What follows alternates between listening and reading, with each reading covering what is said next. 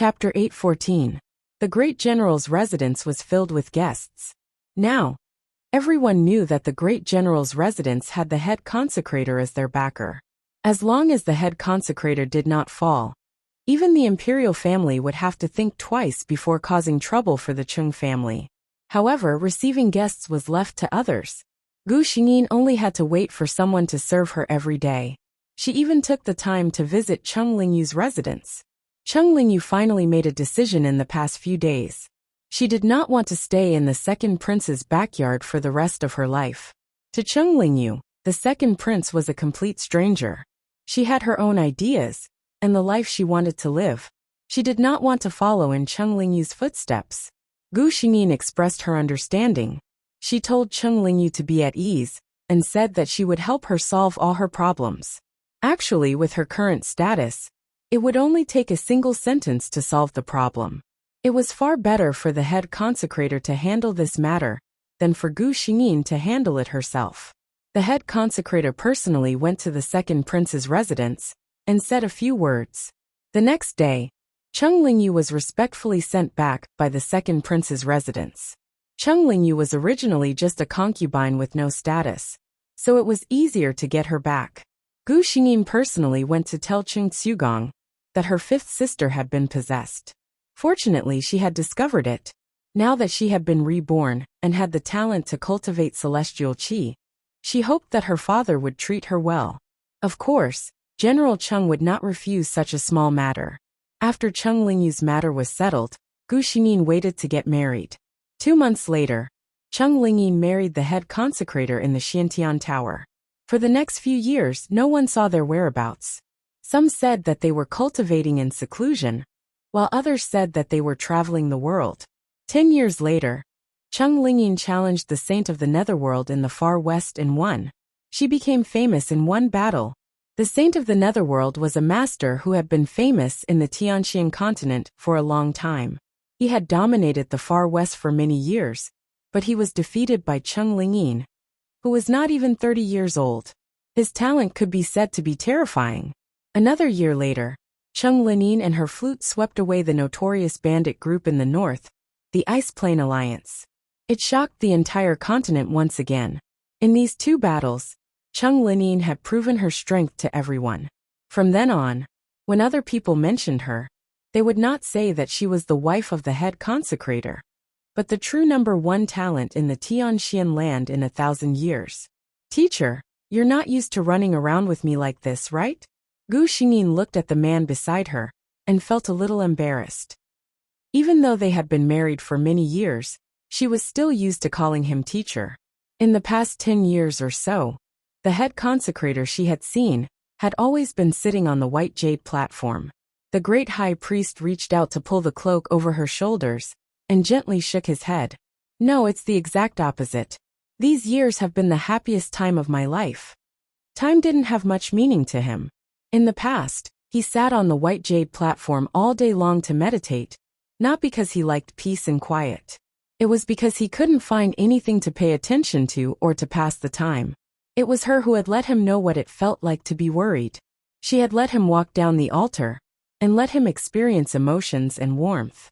To be able to accompany her through the great river north and south, to see the happy smile on her face, was the thing he looked forward to the most. After 1,000 years, Gu Xingyin had finally reached the end of her life. The head consecrator still looked the same. Time had never left a trace on his body. Teacher. The corner of Gu Xingyin's eyes felt a little sour. She felt heartache for this man. She had reached the end of her life and left, but this man had to suffer the pain of losing his true love again. The head consecrator hugged his wife who was breathing weakly. For a long time, he held her tightly until he could no longer feel her warmth. Chapter 8:15. Gu Xingyin returned to that space and watched the man hold her lifeless body for a long time before finally bringing her to the Xiantian Tower. No one saw him come out again. She withdrew her gaze, suppressed the pain in her heart, and reached out her hand. The little bird that appeared in her hand still didn't open its eyes. Gu Xingyin tacitly agreed. System, go to the next world. The system flashed white, and Gu Xingyin opened her eyes in another world. She turned into a white fox, and was in a cave full of peach blossoms. Gu Xingyin opened her shining eyes and raised her paw to take a look. This little white fox didn't seem to have transformed yet. Gu Xingyin began to straighten out the plot of this world in her mind. The original Qingbo was a rare nine-tailed white fox that only appeared once in 10,000 years. The nine-tailed white fox was a mythological beast that could be compared to the azure dragon and the phoenix after reaching adulthood. Her bloodline was noble and pure. She didn't have parents and couldn't find any relatives. It seemed that from the beginning of her consciousness, she had lived alone in this uninhabited peach blossom forest. She was less than 100 years old and was at her most vulnerable and ignorant age. When she reached 100 years old, her first fox tail would grow, and her spiritual wisdom would be fully awakened. The inherited memories in her bloodline would awaken, and she would have a certain amount of self-protection. With Qingbo's status, she should have been the favored child of the heavenly Tao. She would quietly wait for the first fox tail to grow out. Then she would begin her formal cultivation. She would only need to wait for the Dharma manifestation fox tail that would appear every 1,000 years to successfully attain Tao and ascend to become an immortal. However, she just happened to meet someone, a cultivator who suffered great changes in her family due to evil demons when she was young, and her entire family was wiped out. Master Wuxin wasn't originally called Wuxin. When she was young, she was still very naive and unaffected. It was only after her family was slaughtered overnight that her temperament changed, and she hated the demon race. Later, she was accepted by the world's most famous cultivation sect, the Water Moon sect. After she succeeded in her studies, she gave herself this Taoist name. She vowed to kill all evildoers in her lifetime. She called herself Wuxin. From the heartless fairy to the heartless nun. It took her hundreds of years to make the name of the heartless nun famous in the cultivation world with the sword in her hand and the blood of countless demons. The name of Nun Wuxin was more ominous than good, because regardless of right or wrong, as long as it was a demon, regardless of whether the other party had done evil or not, even if it was a newly born little demon that did not know anything, her sword would never show mercy. The white fox, Qingbo, had met her the first time she had transformed into a human.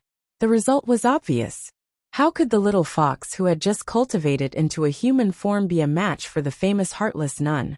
Qingbo was killed by Nun Wuxin. Even in death, she did not understand why this human wanted to kill her the moment he saw her. Nun Wuxin didn't get a good result either. A divine beast like the nine-tailed fox was only born once every 10,000 years, and all of them were born with the luck of the heavenly Tao. She had already killed too much to begin with, and it was difficult for her to achieve the great Tao. Now that she had committed such sins, it was impossible for the heavenly Tao to forgive her. When Nun Wuxin advanced to the next tribulation, the ruthless heavenly Tao would pay back all the sins she had committed. Death was her final outcome. However, no matter what happened to her, the innocent demons who had died under her sword would never come back to life. Chapter 8:16. Gu Xingyin raised her claws and glanced at them silently. She was still in her infancy. Apart from being a little faster, she had no ability to protect herself. This peach blossom forest was still quite safe, but this place could only protect her before her Dharma form grew its first tail and transformed. Once she was able to transform successfully, this array that had existed to protect her since she was born would lose its effectiveness. The strong never grew up in a greenhouse. In the original plot, not long after Qingbo transformed, she went out and met the heartless nun, who happened to be passing by. To the heartless nun, she had just gotten rid of a little demon. But to Qingbo, she had just gone out of curiosity. Before she had time to appreciate the outside world, she had closed her eyes forever. She had to leave here. Gu Xingyin silently concluded. The heartless nun was still far away. She just had to leave here as soon as possible and avoid her before she had the ability to protect herself. But Gu Xingyin looked at her snow-white fur in distress. Her appearance was too eye-catching.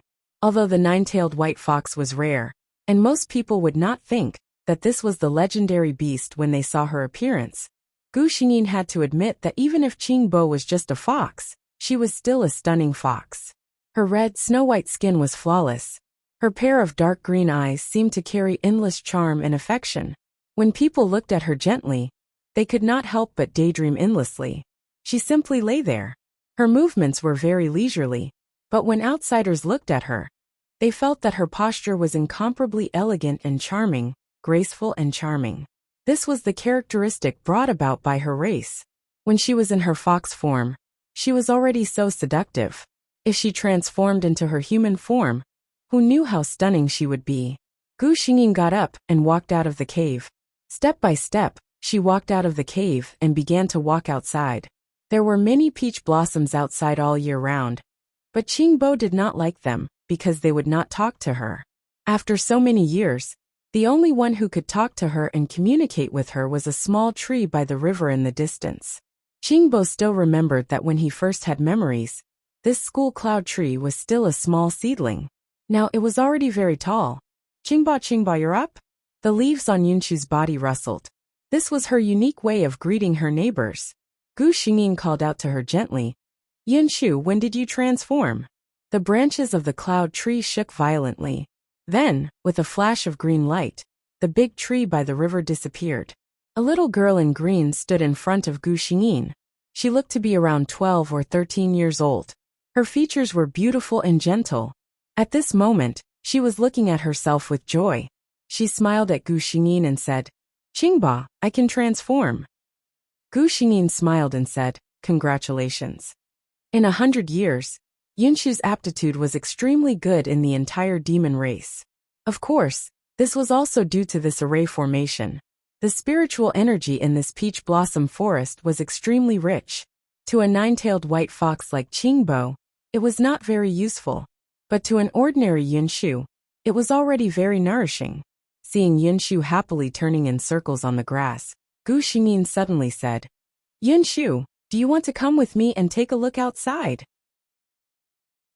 Chapter 8:17. Hearing this, Yunshu's eyes lit up. Qingbo, are you talking about the human world outside? The little white fox nodded. Yunshu was elated. Although she had lived for 100 years, her personality was still very simple. The human world was a very attractive existence to her. Moreover, although she called Gu Xingyin Qingbo deep down, she was very obedient to her words. This was the absolute suppression of the demon race over those with lower bloodlines. Gu Xingyin knew where the exit was. Outsiders could not enter here, but it was very easy for the people inside to enter. Yunshu, can you use spells? Gu Xingyin asked. Yunshu nodded. All right, then you can create a guard. We will pretend to be a young lady from a wealthy family who sneaked out with a servant. Yunshu had fair skin and a beautiful face. No one would doubt that she was a young lady from a wealthy family. Qingbo nodded. She pointed at a rock at the side and lightly tapped it. A strong adult man appeared in front of the girl and the fox. He cupped his hands at Yunshu. Young lady. His voice was deep. Gu Xingyin looked at the big man. Although he looked a little slow, his muscles were bulging and he was tall. One look, and one would feel that he was not someone to be trifled with. Gu Xingyin did not plan to go to any place where cultivators lived. She was going to go to the human world. With a guard like this, it was enough. She looked at Yunshu again. Yunshu, this name is not very good. How about you be called Yunshu from now on? Yunshu repeated it twice and happily said, All right, I'll be called Yunshu. The next day, two figures, one big and one small, walked out of the valley that was rarely visited by people. The big one was dressed in black. He was tall and burly, and looked like a guard. The small one looked to be 12 or 13 years old.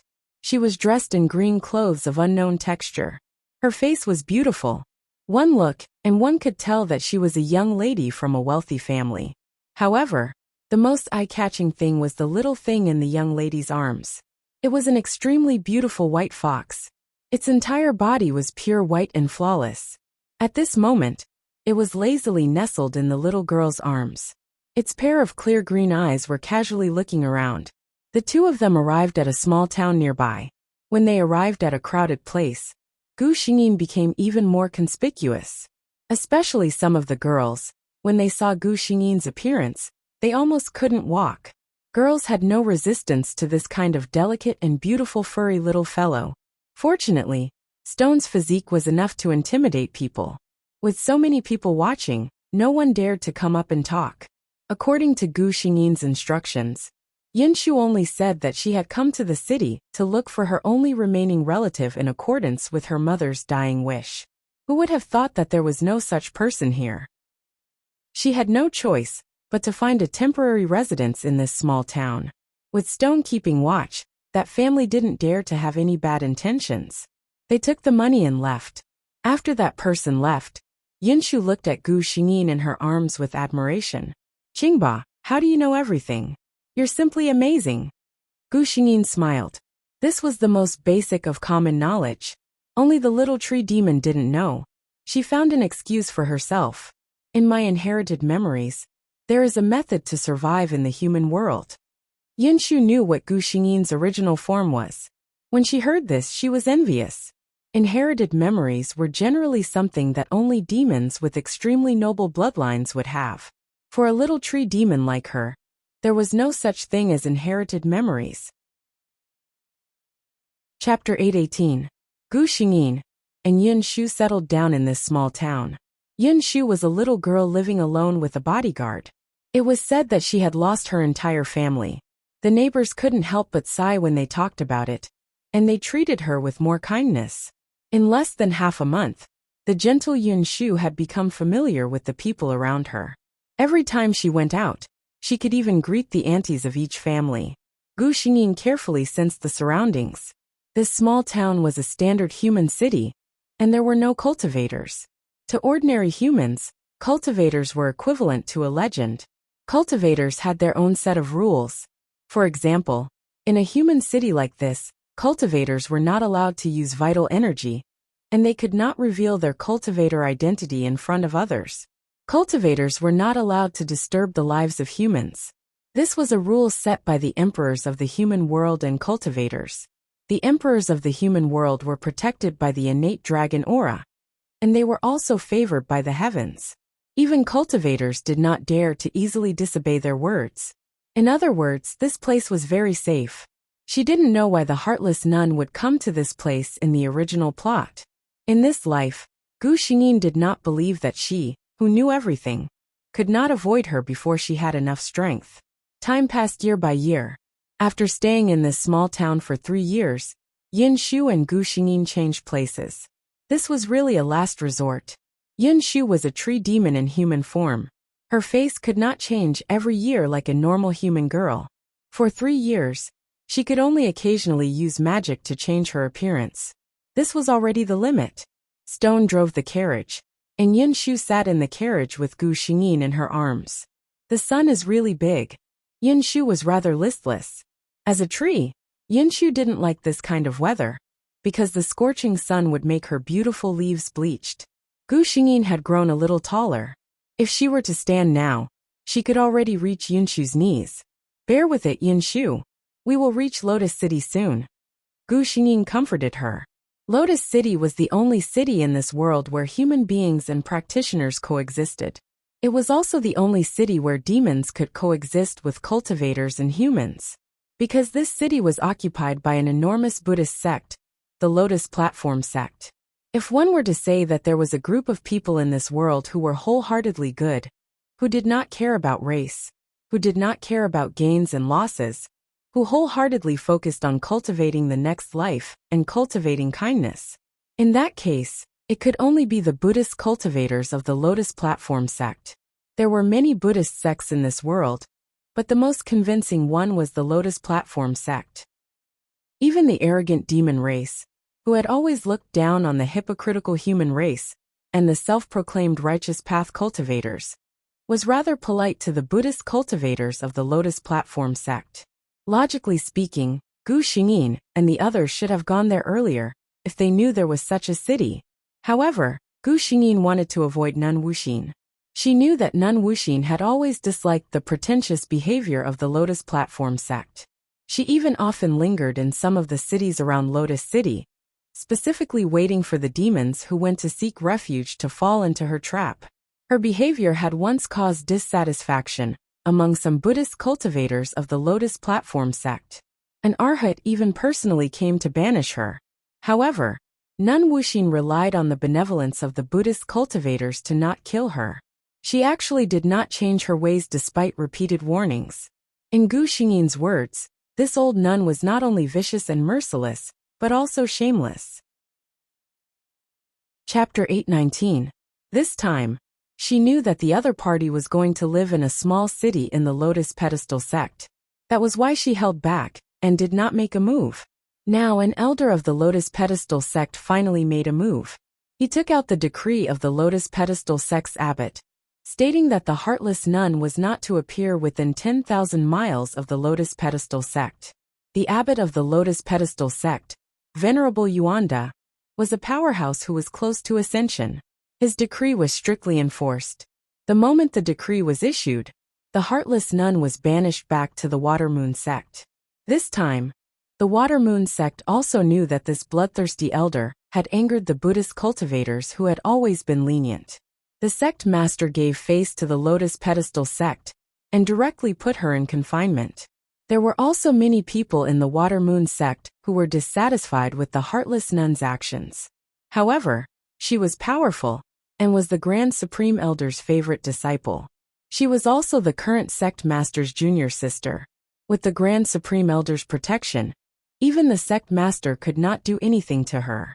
The heartless nun was a very important reason why the demon clan hated human cultivators so much. It was said that the demon clan had also sent many powerhouses to kill the heartless nun. However, this person was not only powerful, but the Grand Supreme Elder of the Water Moon sect, who had always doted on his little disciple, also knew that his little disciple had probably provoked many enemies outside. He gave her countless treasures, and even gave her 3 natal sword energies. The heartless nun, who had so many protective talismans, had been so arrogant for hundreds of years. No one could do anything to her. Nothing happened along the way. Gu Xingyin and Yin Shu arrived at the city gate of Lotus City. When she arrived at the entrance, she realized that the city did not have a city gate, and there was no one guarding the entrance.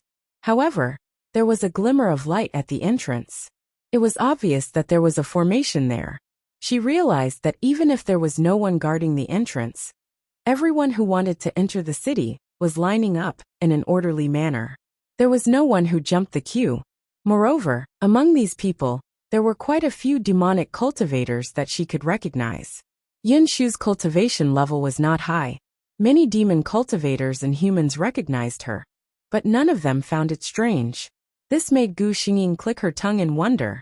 At the same time, she became more and more curious about the Lotus Pedestal sect. What kind of sect could build such a city? When a person in front of him entered, a black light suddenly appeared on his body, and he was directly thrown out by the array formation. Many people looked at that person with vigilance. What is this? Gu Xingyin was puzzled. Just as she was about to ask the system, someone beside her spoke up. This is the Lotus Platform sect's kindness-seeking formation, right? It is said that only those with good intentions can enter Lotus City through the formation. If one has evil intentions, the formation will not let them pass. There was such a thing. Gu Xingyin couldn't help but find it interesting. Indeed, the existence of such a formation was more reliable than any guards. However, to maintain such a formation, one would need absolute strength to do so. Soon, it was Gu Xingyin and Yin Shu's turn. Both of them were people with pure minds. They had never done anything bad and had no debts. Naturally, they passed through the kindness-seeking array without any suspense. However, the stone returned to its original form under the kindness-seeking array. Yin Shu looked at the stone that had returned to its original form. She couldn't help but squat down and pick it up. A demon beside her had been watching her for a long time. When he saw her, he walked over. "Little tree demon, why are you picking up such a stone?" Chapter 820. Yin Shu did not expect that someone would be able to identify her so easily. She blushed and asked with widened eyes, How did you know that I'm a tree demon?" The man smiled confidently. "Not only do I know that you're a little tree demon, I also know this." He pointed at Gu Xingyin in her arms. "This little fellow is also a little monster that hasn't transformed." Hearing him mention Gu Xingyin, Yin Shu's expression immediately became vigilant. She hugged Gu Xingyin and took a step back. Seeing her like this, the man could not help but laugh. Why are you so nervous? I don't have any ill intentions towards the little fox. What he said was true. Gu Xingyin did not feel any ill intentions from this man. Furthermore, fighting is not allowed in Lotus City. Blood is not allowed. You should know that, right? Yin Shu finally heaved a sigh of relief. The man suddenly asked, why are there only the two of you here? Where are your elders? Speaking of this, his expression became serious. Although the demon race was unrestrained by nature, they treasured their cubs the most. Every demon cub was the most precious treasure, and should be guarded by an adult demon until they had the strength to protect themselves. Why did these two little fellows come to Lotus City alone? However, Yin Shu's response was a blank expression. What cub was precious? She had always grown up alone. Looking at her expression, the man immediately understood. Don't tell me. You've always been outside by yourself? Yin Shu remembered that Gu Xingyin had told her not to mention the peach blossom forest and nodded. The man held his forehead. He did not expect that he would ask about two wild cubs. Looking at their appearances, one of them had just transformed and was at most a little stronger than a cultivator in the qi refining stage. The other one was still in her infancy stage. You're lucky to be able to come to Lotus City so smoothly, he said with a sigh. Are you willing to come with me? In Lotus City, we demon cultivators have our own place, he asked. Yin Shu was still at a loss, but Gu Xingyin called out softly to express her agreement. Since Gu Xingyin was willing, Yin Shu would not object. The man looked at Gu Xingyin in amazement and praised. It's a beautiful and clever little guy. As he walked, he said, my name is Xian. My original form is a black panther. It's fate that we met today. Speaking of which, why are you still holding this stone? Yin Shu smiled shyly. Shirtu has protected us for a long time. I'm a little reluctant to part with him. Protection? Xian thought of stone, that big guy. Perhaps he had intimidated a lot of people in the human world. He had a pure and innocent heart. Xian brought Tree and Fox to a courtyard. Bodhi Granny, I've brought two cubs. Gu Xingyin was surprised to see Xian lowering his head with a sincere and respectful look. Along the way, she had a rough understanding of Xian's personality. He was carefree and unrestrained. What kind of person could make him so respectful? Soon, she would know what kind of person he was. The courtyard door opened. Gu Xingyin was carried by Yin Shu and followed behind Xian. There was a very tall tree planted in the courtyard, and there were many beautiful flowers growing there as well. However, no one would see these at first glance when they entered, because there was another person sitting in the courtyard. Chapter 8:21. The person was a woman, but she was wearing an ordinary green monk's robe. Her hair was tied up in a bun with a wooden hairpin. Her attire, which was neither fish nor fowl, did not look out of place at all on her. She did not look old. In fact, she looked very young, probably not more than 30 years old. However, if one looked at her temperament, one would know that this was not something a 30-year-old person should have. She simply sat there, but it was as if all the troubles in the world were far away, leaving only this pure land in front of one's eyes. Yin Shu stared blankly at the woman and mumbled, "What a beautiful sister, just like what?" Her eyes suddenly lit up and she said, "Just like those female bodhisattvas in the temples." When she was still in the human city, she went to a few temple fairs. The female bodhisattvas in the temples also looked like this. Their faces were calm and compassionate, always looking at the world with kindness. Xian blinked his eyes and looked at Yin Shu with a dumbfounded expression. Sister? She really dared to call her that. Then he looked at the woman carefully. Bodhi Granny, this cub doesn't know anything. The woman smiled at him. Are you afraid that I'll be angry with two children? Xian smiled embarrassedly. The woman waved at Yin Shu, her eyes filled with unconcealable fondness. Child, come here. Yin Shu liked this sister's aura very much, so she walked over. What's your name? Yin Shu answered obediently. Yin Shu. The woman smiled and nodded. That's a good name. She continued. You can't call me sister, you should call me Granny. My name is Bodhi. You can call me Bodhi Granny too, right? Yin Shu knew that granny was a form of address for the elderly. This woman did not look old at all, so why was she called granny? Yin Shu kept her doubts to the bottom of her heart, and did not dare to ask too much. She obediently called out, "Bodhi granny." Gu Xingyin also called out, but her voice was only the cry of a cub. When Bodhi granny's gaze fell on Gu Xingyin, she paused and said, "This little one is not ordinary. What's her name?" Yin Shu hurriedly replied, "Bodhi nanny." Her name is Qingbo. Bodhi nanny stared at Gu Xingyin's watery eyes and nodded. "This name suits you." The man and the fox settled down in this small courtyard. It wasn't until a long time later that Gu Xingyin understood something. Bodhi granny's true form was originally a Bodhi tree at the entrance of the Lotus Pedestal sect. After listening to the Buddhist teachings of the Lotus Pedestal sect every day, she actually developed a root of wisdom and cultivated a human form. Since she had cultivated a human form, she no longer stayed at the entrance of the sect. Instead, she wore a monk's robe and tied her hair into a bun, becoming a lay disciple of the Lotus Platform sect. Taking in a demonic cultivator, and a female demonic cultivator at that. As a lay disciple, one could see the tolerance of the Lotus Platform sect. In terms of Buddhist teachings, there were probably many disciples of the Lotus Platform sect who were not as proficient as Bodhi granny. Not long after, demonic cultivators would come to this small courtyard to pay their respects to Bodhi granny. However, only Yin Shu and Gu Xingyin remained in her courtyard to cultivate. Bodhi granny seemed to like Yin Shu a lot, because they were of the same race. Not only did she personally teach her cultivation techniques, but she also frequently tested her. As for Gu Xingyin, she let her do as she pleased. Chapter 822. Yin Shu was puzzled. "Mammy, why are you only teaching me and not Qingba?" Bodhi Mammy smiled and patted her head. "I can't teach her." Although she could not tell what kind of bloodline the little fox had.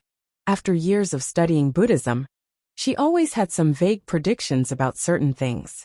This little fox was not simple. She was afraid that she didn't have the qualifications to teach her.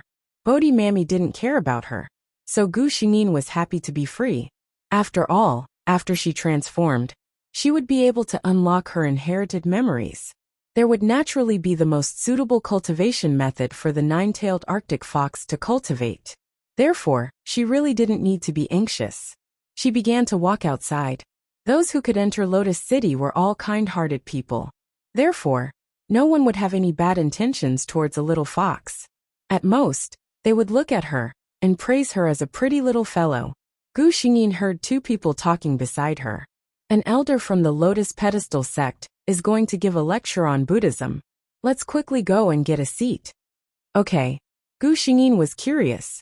From the looks of it, this wasn't the first time the Lotus Pedestal sect was giving a lecture on Buddhism.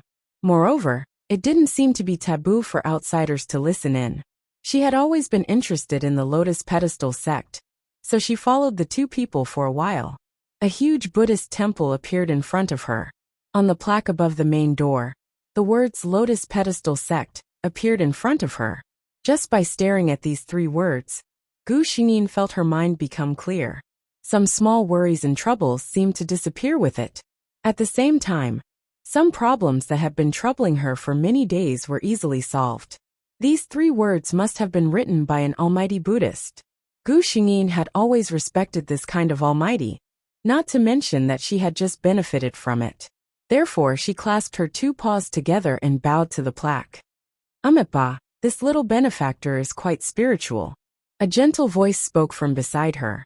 Gu Xingyin turned her head, and saw a kind-looking old sorcerer smiling at her. There were two little novice monks standing behind him, looking at him with a grin. Only then did Gu Xingyin remember what she looked like now. A fox was bowing to a plaque. No wonder the two novice monks were smiling so. She turned around and ran through the door. Pft! A novice monk couldn't help but laugh out loud. The old mage turned his head and sighed helplessly. You two are still laughing at him. Your wisdom is not even half as good as his. The young novice monk held back his laughter and said, This disciple knows. This disciple doesn't have any other meaning. I just feel that the little fox's appearance is really too cute. The old mage recalled the scene just now and couldn't help but smile. Forget it, you can leave. Gu Xingyin entered the Lotus Pedestal sect unimpeded. She didn't know how magnanimous this sect was. She was a Yao cultivator, but she had entered the sect's restricted area. So many people had turned a blind eye to her. Weren't they afraid that she would steal something? In fact, she was overthinking things. The Lotus Pedestal sect had been famous for so many years. Countless cultivators and Yao cultivators had come because of its reputation, but there had never been any bad rumors. One of the most important reasons was that the guests who came here were all kind-hearted and upright people. Another reason was the strength of the Lotus Pedestal sect itself. Their powerful strength gave them enough confidence. After making several turns, Gu Xingyin realized that she was lost. Chapter 823. After all the rooms in the Lotus Pedestal sect were built to look the same. After she walked around twice, she helplessly found that she couldn't tell north from south anymore. At this moment, she faintly heard the voice of a young novice monk. Martial Uncle Yuan Xiao isn't going to attend the assembly today? It's said that Martial Uncle's dharma has reached a bottleneck, and he's now in seclusion, so he won't be going today. Gu Xingyin's eyes lit up, and she walked towards the place where the voice came from. However, when she walked around there, the young novice monk was nowhere to be seen. She helplessly lay on the ground and simply enjoyed the scenery in the courtyard. Let's rest for a while. If worst comes to worst, I'll let the system take me out later, if I really can't find the way. The system. Suddenly, the door where Gu Xingyin was lying on the ground opened with a creak. Gu Xingyin, who happened to be lying on the ground at the door, was caught off guard by this push, and her round and furry body directly rolled several times on the ground, all the way to the flower bed outside the corridor. Gu Xingyin, who was seeing stars. The person who pushed open the door, who never expected this to happen. A trace of surprise flashed through that person's eyes, but he quickly reacted. He hurriedly walked forward and picked up Gu Xingyin, who was still dizzy and hadn't reacted yet. Gu Xingyin felt that she had fallen into an embrace filled with the familiar scent of Lian Xiang. This aura cleared her dizzy mind for a moment. Wait a minute. Her lover in this life was a monk. She was so shocked by this cruel fact that she didn't feel dizzy anymore. She raised her head and looked up. At this moment, that person also lowered his head and said with a smile, "Fortunately, you're not injured." Their eyes met. Gu Xingyin was stunned for a moment. This face is really good-looking. After so many worlds, Gu Xingyin felt for the first time that her lover was so suitable for Lian Xiang. His face was elegant and delicate, and there was a gentle smile on his face. His eyes were gentle and focused on Gu Xingyin. Gu Xingyin could clearly see his own reflection in those eyes. Yuan Xiao was stunned for a moment when she met that pair of beautiful green eyes, but she quickly returned to normal. He gently placed Gu Xingyin back on the ground. He put his palms together and bowed to her. "Little fox, I apologize for what happened just now. This poor monk apologizes to you." What the hell was this benefactor little fox? Did you ever think that a fox would understand you if you apologized to her in such a serious manner? Wait, the point is you haven't even shaved. Why are you calling me this penniless monk? Yuan Xiao saw that the little fox was staring at him without blinking, and thought that something was wrong. He patiently asked, "Little fox benefactor, is there something you need?" Gu Xingyin did not say anything. He smiled. "If there's nothing else, this penniless monk will continue with his homework." Gu Xingyin still did not speak. Yuan Xiao then returned to his room, but he found that the little fox had followed him in. Gu Xingyin looked around the room. The furnishings inside were very simple. It was just a bed, a table by the window, and a cabinet for Li Mu's clothes. It seemed that the life in this Lotus Pedestal sect was quite poor. Yuan Xiao looked at the little fox's pair of beautiful eyes that were very human-like as it looked around the room. He couldn't help but smile. He no longer cared about her, and just read Buddhist scriptures by the window. After finishing a round of homework, he found that there was a little thing lying at his feet. Chapter 824. Yuan Xiao didn't know when the white, fluffy little fox had fallen asleep. She lay softly by his feet, and Yuan Xiao even saw her smacking her lips in satisfaction. He couldn't help but smile. He didn't know why, but when he saw this little fox, he felt a sense of closeness. Buddhism was about fate, and he didn't reject this feeling. On the contrary, he was willing to accept his instincts and get close to this little fellow. He gently picked her up from the ground and placed her in his arms. Gu Xingyin vaguely felt that his body had been moved. He opened his eyes in a daze, and when he saw that it was him, he felt that the embrace was so comfortable that he fell asleep again. Yuan Xiao felt that she was both pitiful and adorable, but he couldn't help but worry. What if she met a bad person in the future? She trusted others so easily. After thinking about it, he felt that he could only put in more effort to watch over her in the future. What a silly little fellow. He couldn't help but lightly flick her head. Gu Xingyin unhappily reached out her paw and slapped his mischievous hand on her head before falling asleep again. She slept soundly all the way until dusk. When she opened her eyes, she saw Yuan Xiao's flawless handsome face. The sun had not set yet, but the light had turned into a soft orange color of Yuan Xiao. The light scattered on Yuan Xiao's face, making him look peerless. As a fox, how could he endure such a beauty? Gu Xingyin straightened his back and planted a kiss on Yuan Xiao's cheek without hesitation. Yuan Xiao was stunned for a moment. She touched her cheek that had been kissed and lowered her head to look at the little fox. Seeing the little fellow's undisguised pride, his surprise disappeared without a trace. She was still a little benefactor. When she saw something she liked, she had to show her sovereignty. Then was he the one she liked? Thinking of this possibility, a hint of a smile flashed across his eyes. Looking at the sky, he said to Gu Xingyin, "Benefactor little fox, it's getting late. If you don't go back, your family will be worried." Gu Xingyin thought for a moment. Indeed, if Yinshu did not see her, she would probably cry. She gently bit Yuan Xiao's sleeve. Yuan Xiao looked at her in confusion. Gu Xingyin was anxious. When she saw the pen and paper on the table, her eyes suddenly lit up. She bit the end of the brush and finally wrote a word on the paper in a crooked manner. Yuan Xiao looked at it for a long time and finally recognized that it was the word Lu. "You mean you're lost?" he asked. Gu Xingyin nodded. Yuan Xiao thought for a moment. "If you're lost in the temple, just nod your head and I'll bring you out. If you don't remember the way home, just nod your head." Gu Xingyin nodded her head. She just couldn't tell the path inside the Lotus Pedestal sect. Hearing the little fox say that she could find her own way home, for some reason, Yuan Xiao felt a sense of loss. He even thought that if this little fellow did not have a home, it would be great if she could always stay by his side. In the next moment, he was frightened by his own selfish thoughts. How could he have such thoughts? Amitabha. He hurriedly put his hands together and chanted the name of Buddha, hoping that Buddha would not blame him. Chapter 825. Yuan Xiao carried Gu Xingyin out of the courtyard. Along the way, the disciples of the Lotus Pedestal sect were very surprised to see him, carrying a little fox in his arms. Gu Xingyin heard these people address Yuan Xiao as martial uncle, and some even addressed him as Grandmaster Xiao. She could not help but feel a little surprised about his identity. It seemed that this little monk who had not even finished shaving his head was not an ordinary person. Yuan Xiao did not seem to be walking very fast, but in fact, he arrived at the entrance of the Lotus Pedestal sect very quickly. He gently squatted down and placed Gu Xingyin on the ground. He said softly, "Little fox benefactor, can you walk back on your own?" Gu Xingyin nodded.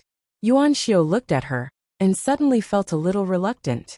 After parting today, it would be very difficult for us to meet again, right? He sighed and silently chanted a few words of Buddhism. He put away the melancholy in his heart and told himself that everything was fate. Suddenly, his robe was tugged at. He lowered his head and saw that the little white fox was using her claws to tug at his robe. When she saw that he was finally looking at her, she let go of his robe and stretched out a paw to shake it at him. He could not help but smile. The melancholy he felt just now disappeared without a trace. "Little fox benefactor, goodbye." He said goodbye to her in a serious tone. The passers-by did not find it strange when they saw the people of the Lotus Pedestal sect talking to a fox.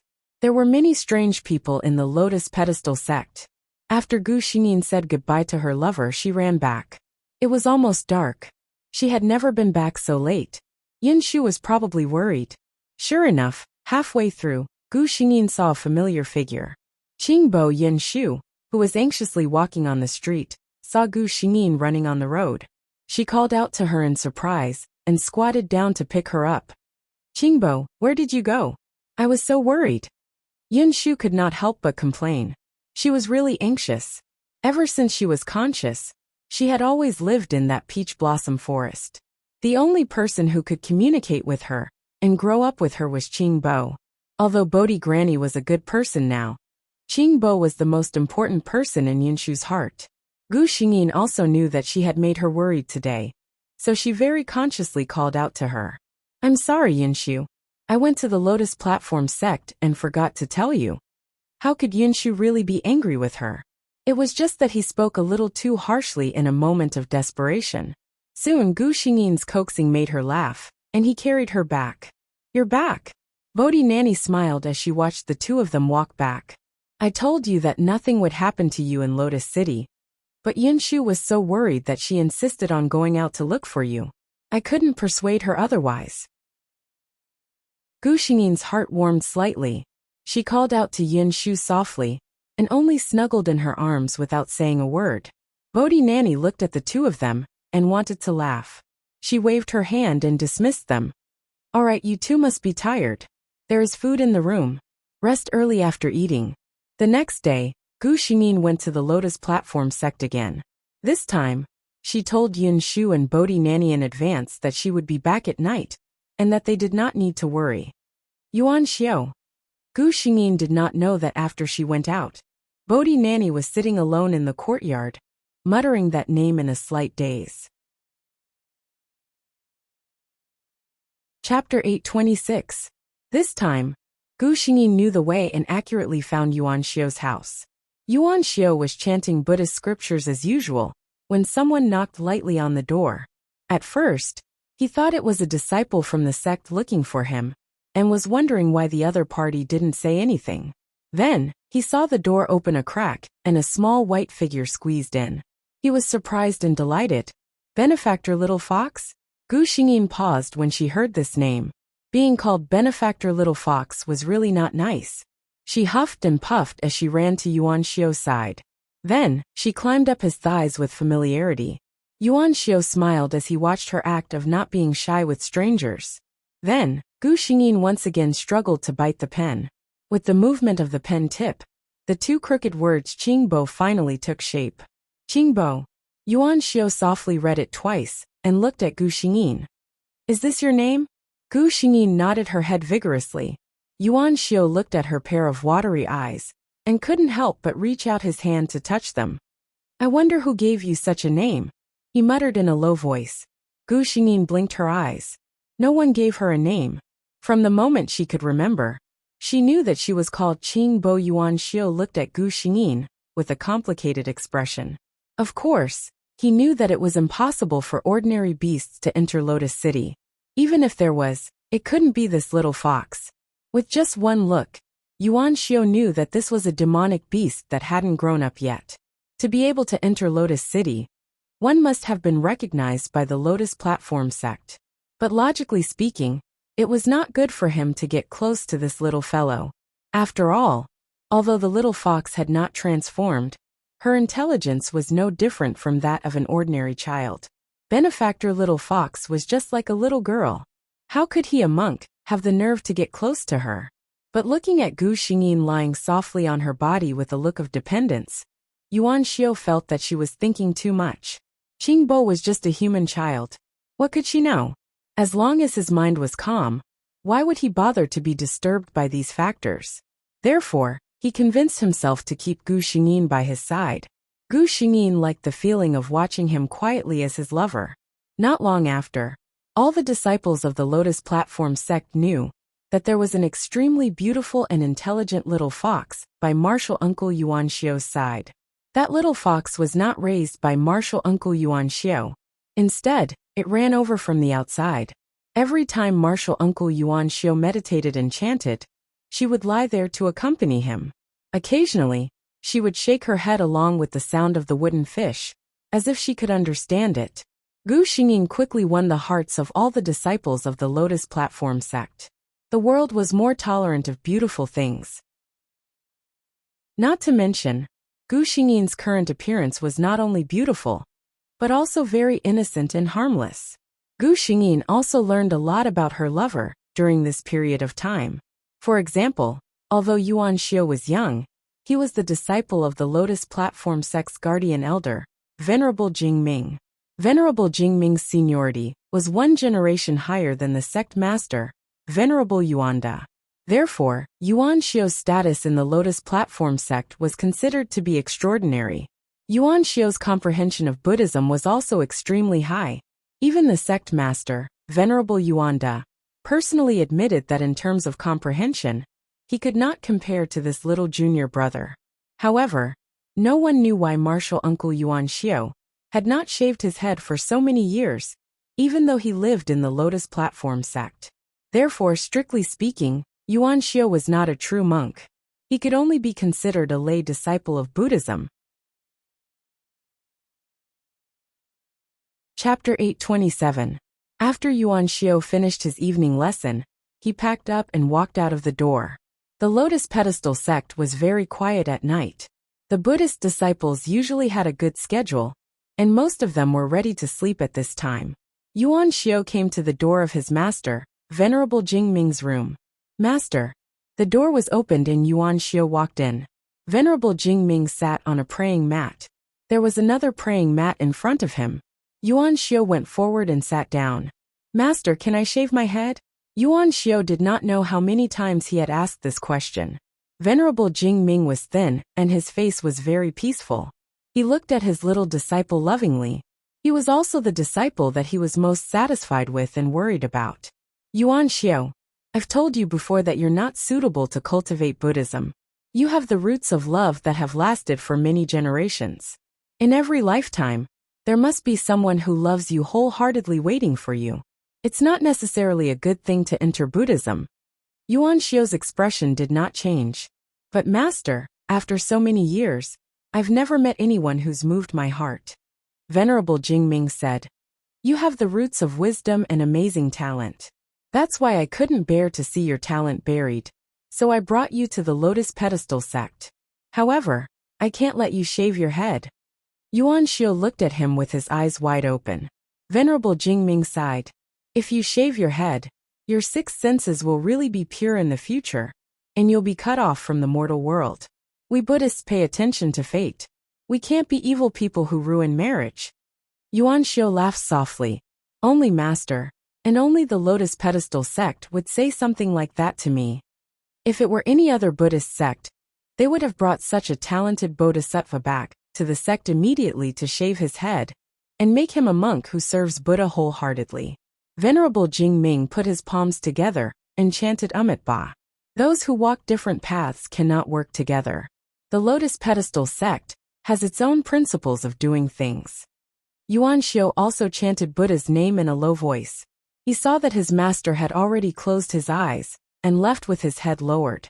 After Yuan Xiu left, Venerable Jingming's tightly shut eyes opened. He looked worriedly in the direction of his disciple's departure and muttered, You don't just have the roots of love. In this life, I'm afraid there will be a love tribulation. The next day, when Gu Xingyin arrived at the Lotus Pedestal sect, she did not discover that Yuan Xiu was different from usual. She continued to lie beside him, watching him meditate, recite sutras, and recite the Dharma. To Gu Xingyin, these things were really boring. She didn't know how he was able to recite them day after day. However, Gu Xingyin tilted his head and looked at Yuan Xiu's delicate and soft side profile. His little monk was so good-looking. Sure enough, he looked better with his hair. Although she did not know why Yuan Xiu had not shaved her head, Gu Xingyin was happy about it. It was good that she did not shave her head. If she did not shave her head, she would not be a real Buddhist disciple. When the time came, it would not be considered a violation of the precepts. Yuan Xiu tilted her head and saw the little fox staring at her without blinking. He wondered what he would be like in a fox's world. He laughed at his strange thought. However, His mind was attracted by that pair of green eyes. What a beautiful pair of eyes. He wondered what Qingba would look like after she took human form. A woman with such a pair of beautiful eyes must be a beautiful woman, right? Chapter 828. His heart was suddenly in a mess. He recalled what his master, Venerable Jing Ming, had said to him last night. In your body, there are roots of love that have been planted for many generations. In this lifetime, there will definitely be someone who loves you wholeheartedly waiting for you. What would she look like if there was someone who loves her wholeheartedly? His heart, which had always been calm like an ancient well, was thrown into chaos just like that. When Yuan Xiao realized what he was thinking, he hurriedly lowered his head and chanted the name of Buddha several times. It seemed that his state of mind was still not calm enough. He had actually been provoked by this kind of thing. He suddenly didn't dare to look into Gu Xingyin's eyes. Right now Qingbo was just like a child. How could he associate her with that kind of thing? He forced himself to remain calm and turned to speak to Gu Xingyin. Qingba, I have something to do. Can you go back first today? Gu Xingyin was somewhat puzzled. She called out to Yuan Xiao in confusion.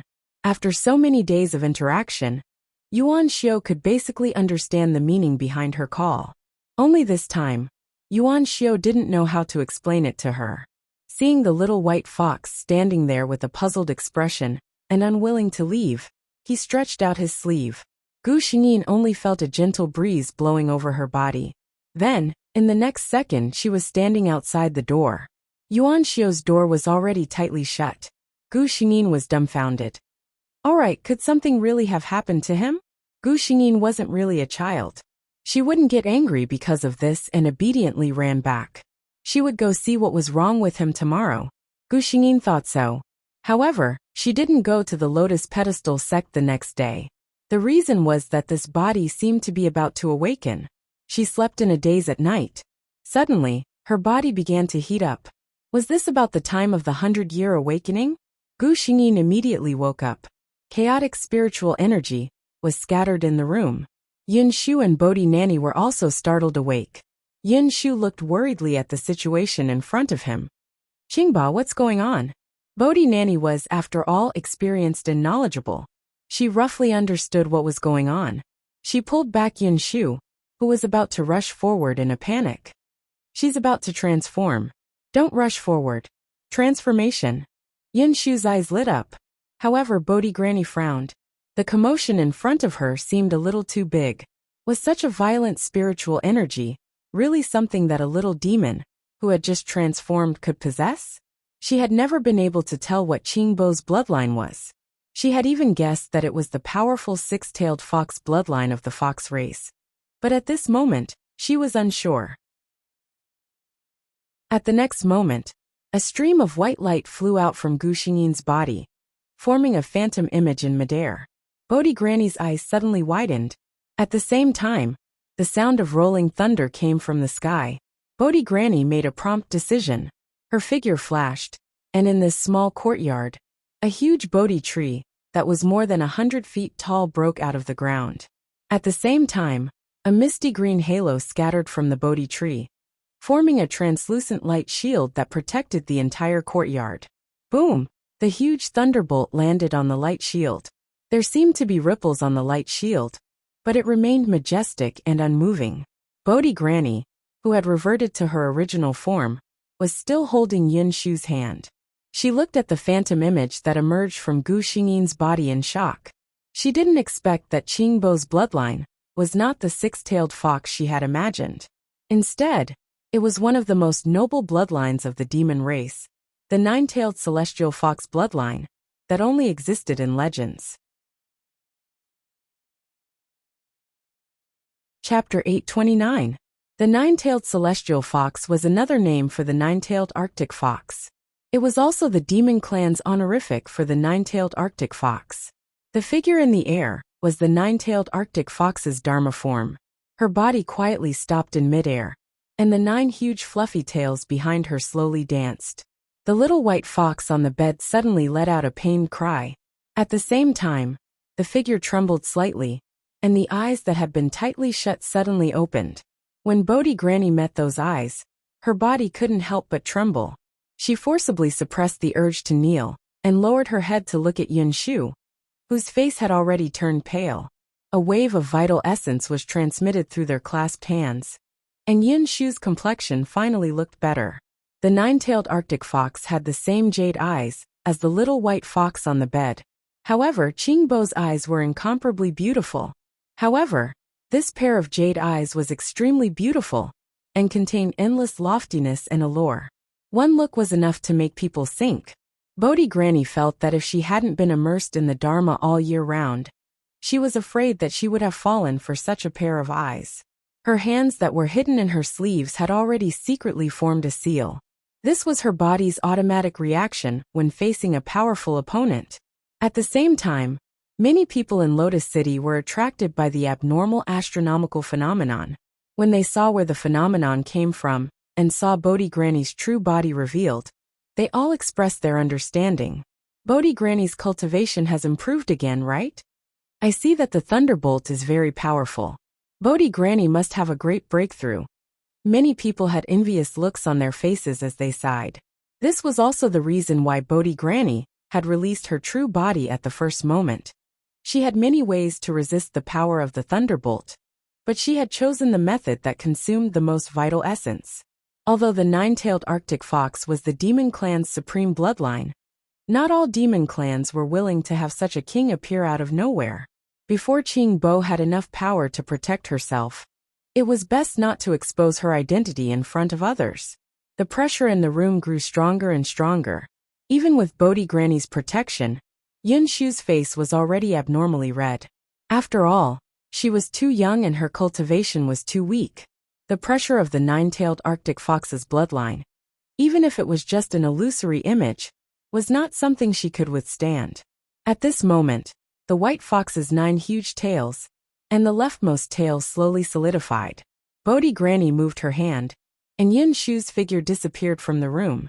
In the next moment, she appeared under the tall Bodhi tree in the courtyard. A Bodhi tree emitted a green halo, silently protecting her. In the room, Bodhi Granny quietly watched the white fox condense the first of its 9 tails. The nine-tailed Arctic fox's Arctic fox Dharma was, and the nine-tailed white Arctic fox's Arctic fox's Arctic fox's Dharma, and Arctic fox white Arctic foxes white Arctic white Arctic fox white. At the same time, the little white fox's body gradually changed. Its small body gradually elongated, and the figure of an adult woman appeared in front of Bodhi Granny's eyes.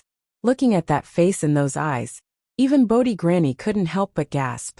Looking back with a smile, she was a beauty that could cause the fall of a city. No wonder, no matter what kind of rumors, the nine-tailed Arctic fox was a femme fatale who could bring disaster to the world. Chapter 830. Gu Xingyin opened her eyes and suddenly realized that her body had changed.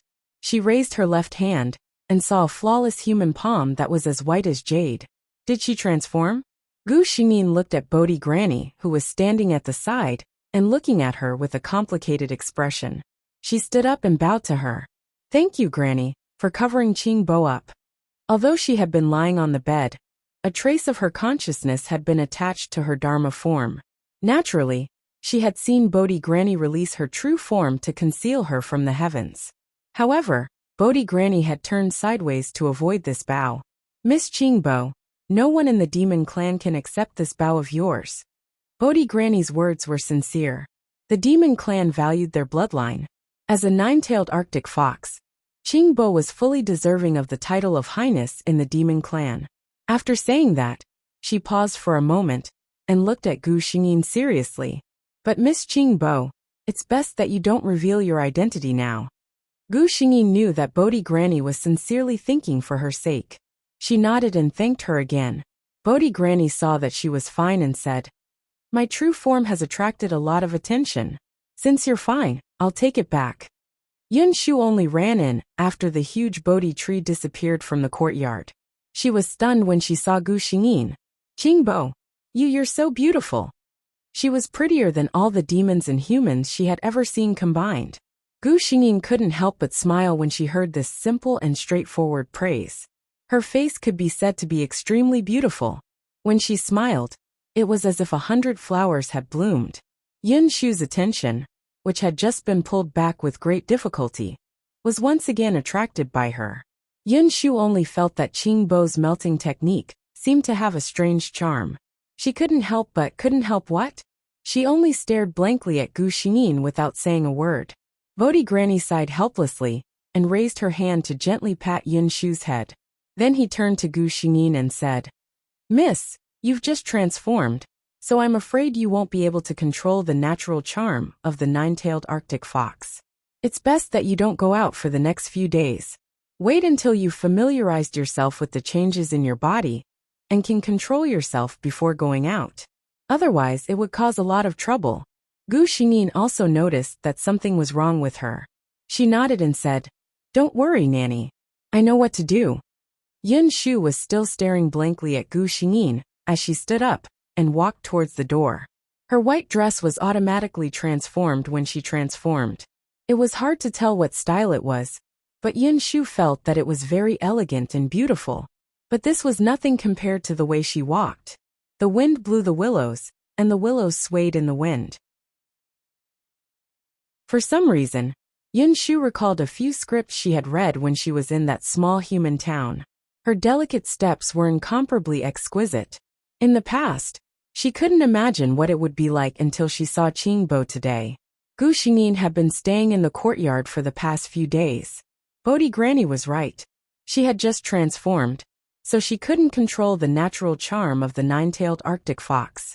When she saw Yin Shu unconsciously being affected by her own aura, she knew, at the very least, she had to be able to control it freely before she could go out. Otherwise, as Bodhi Granny said, it would cause bad consequences.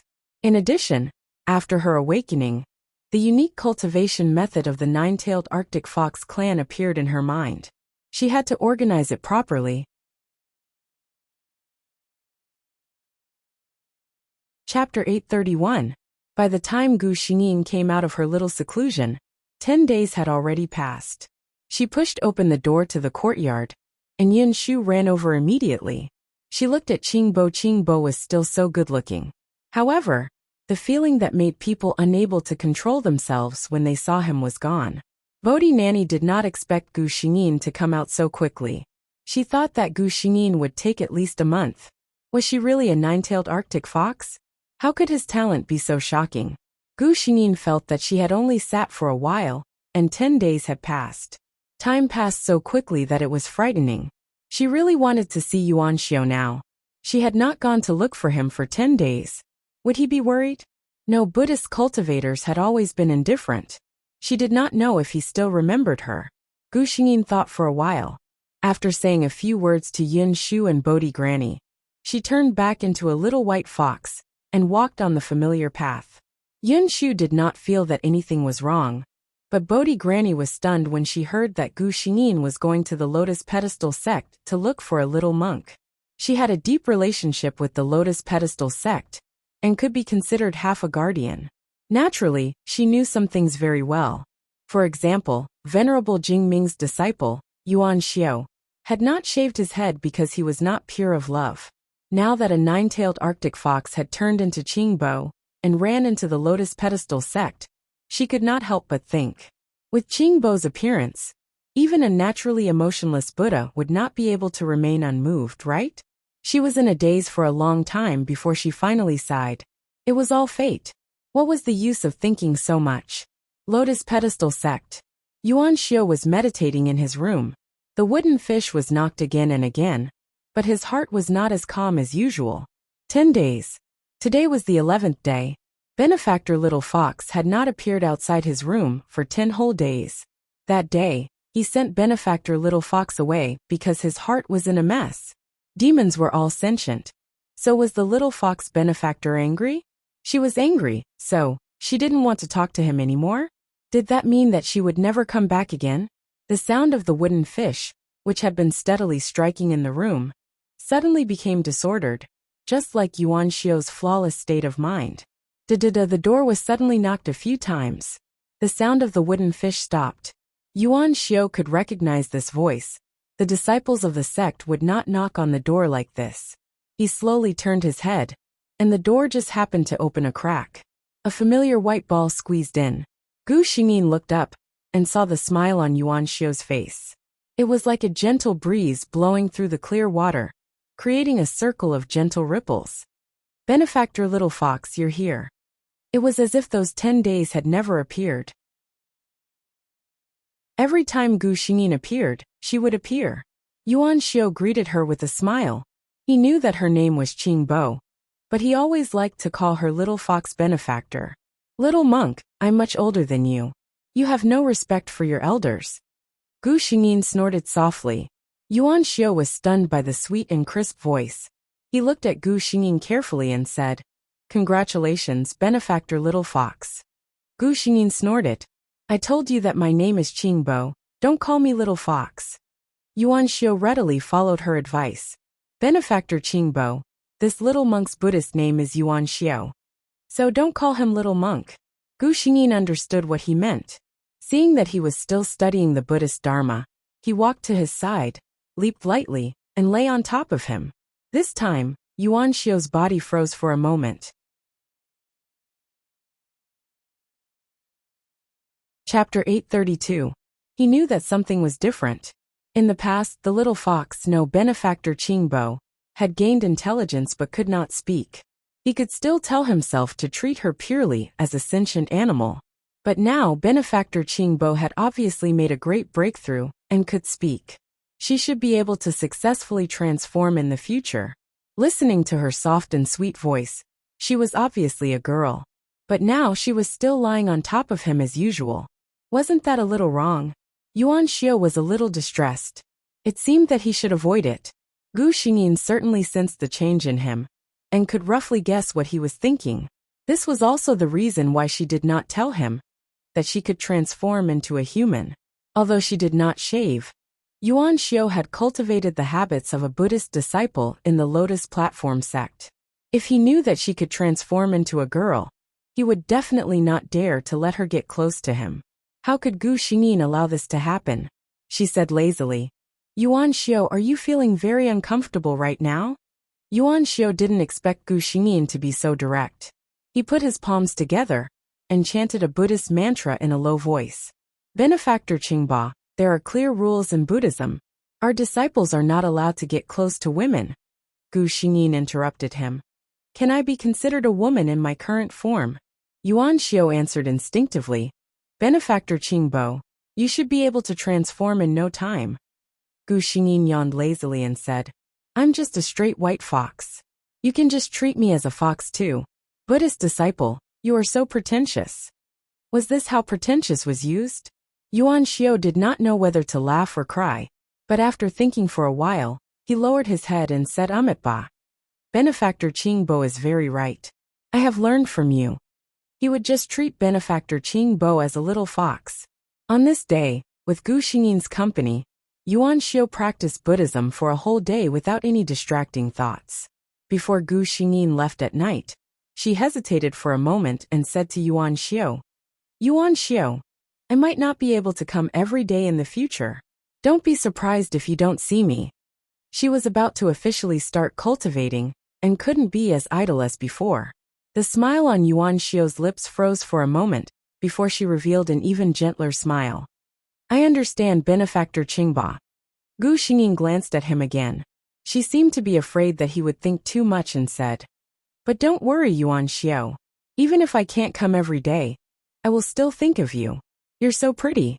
You're my favorite. Yuan Xiao couldn't help but laugh out loud. She nodded again. I understand, Benefactor Qingbo.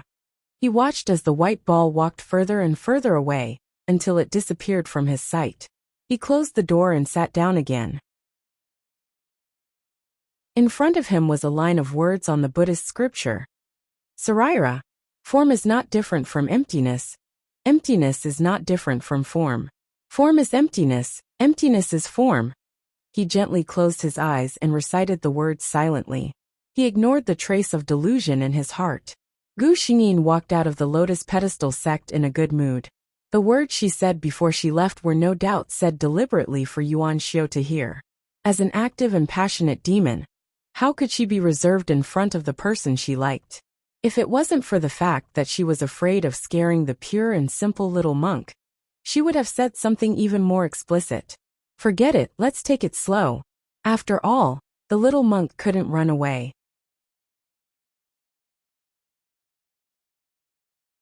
Chapter 833. Gu Xingyin was right.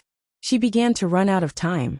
She had to work hard to cultivate and improve her strength as soon as possible. Although it was very safe in Lotus City, she couldn't stay here for the rest of her life and wait for death, could she? She was a nine-tailed Arctic fox, born with a noble bloodline. It didn't allow her to be a cowardly demon. In the demon clan, one's bloodline determined one's strength. After her awakening, there was the most suitable cultivation method for the nine-tailed Arctic fox clan in her inherited memory. Unlike the human clan, who had barriers in every small realm, she could reach the highest realm without any bottlenecks and ascend to become an immortal as long as she continued to cultivate. Although Gu Xingyin missed her lover, she had never forgotten the big threat of the heartless nun. As long as she was around, the demon clan, especially those ordinary demons with average strength, had to live in fear all day long. Gu Xingyin once asked the system why the demon clan's powerful figures didn't kill the heartless nun. The system's answer made him sigh. The demon clan was not united. There were powerful demons, but they each occupied one side and were wary of each other. The heartless nun was powerful and had many treasures on her. It would take a lot of effort to kill her, and it was likely that they would face the crazy revenge of the Water Moon sect. Moreover, the demon clan was cold-blooded. Those demons with noble bloodlines didn't have any feelings for their fellow demons who died at the hands of the heartless nun. No one was willing to take a big risk to kill her, as long as it didn't infringe on their interests. Gu Xingyin sneered. They were overcautious, selfish, without courage, and in a state of disunity. This was the reason why there hadn't been a unified demon king in the demon clan for so many years. This was also the reason why the demon clan had been suppressed by the human clan, even though they had a natural talent, bloodline, and lifespan advantage over the human clan. She retracted her thoughts. These were still too far away from her current self. The more time she spent on cultivation, the less time she had to find Yuan Xiao. Yuan Xiao found that his heart couldn't calm down. Every morning, after his morning class, he would prick up his ears and listen to the door to see if there was that familiar knocking sound.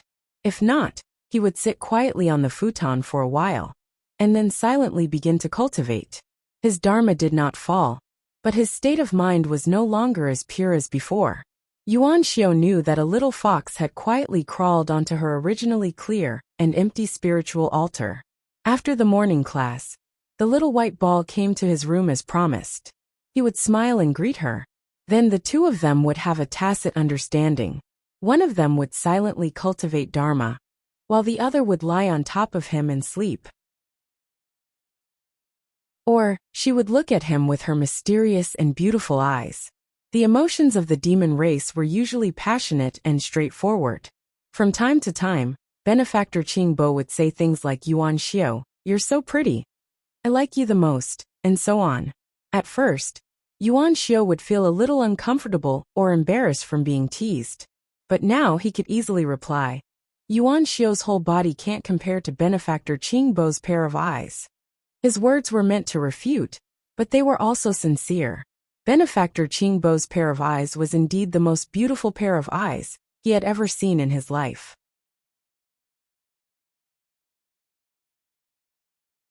Chapter 834. Benefactor Qingbo had not been here for half a month. Yuan Xiao looked at the scriptures in front of him and sighed inwardly. Even though he had mentioned it before, Benefactor Qingbo had only been away for 5 days at most. He did not know what had happened to her. Venerable Jingming had looked for Yuan Xiao once. "Your heart is in a mess," Venerable Jingming said to him. Yuan Xiao admitted without hesitation, "This disciple's heart is not calm." Venerable Jingming did not ask for the reason. He had always allowed this disciple of his to decide the path he wanted to take in the future. He could resolve his doubts countless times, but he could not decide the path he wanted to take in the future. Moreover, This disciple was not supposed to be a Buddhist in the first place. Yuan Xiu walked out of his room and looked up at the moon in the sky. It was close to the middle of the moon. The moon was very far away, and a hazy layer of clear moonlight spilled over the courtyard.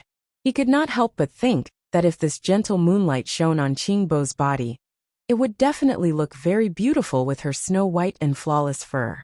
In Bodhi Nanny's small courtyard, Gu Xingyin finally opened her eyes. After her pair of dark green eyes opened, they slowly turned into the black of an ordinary person's eyes. She pushed open the window and saw the big round moon outside at a glance. Before she went into seclusion, it was still a crescent moon. She finally understood the saying that cultivation had no concept of time. Bang! Yin Shu excitedly pushed open the door to her room. Gu Xingyin looked at her in surprise. Yin Shu was usually gentle and quiet. Why was she so happy today?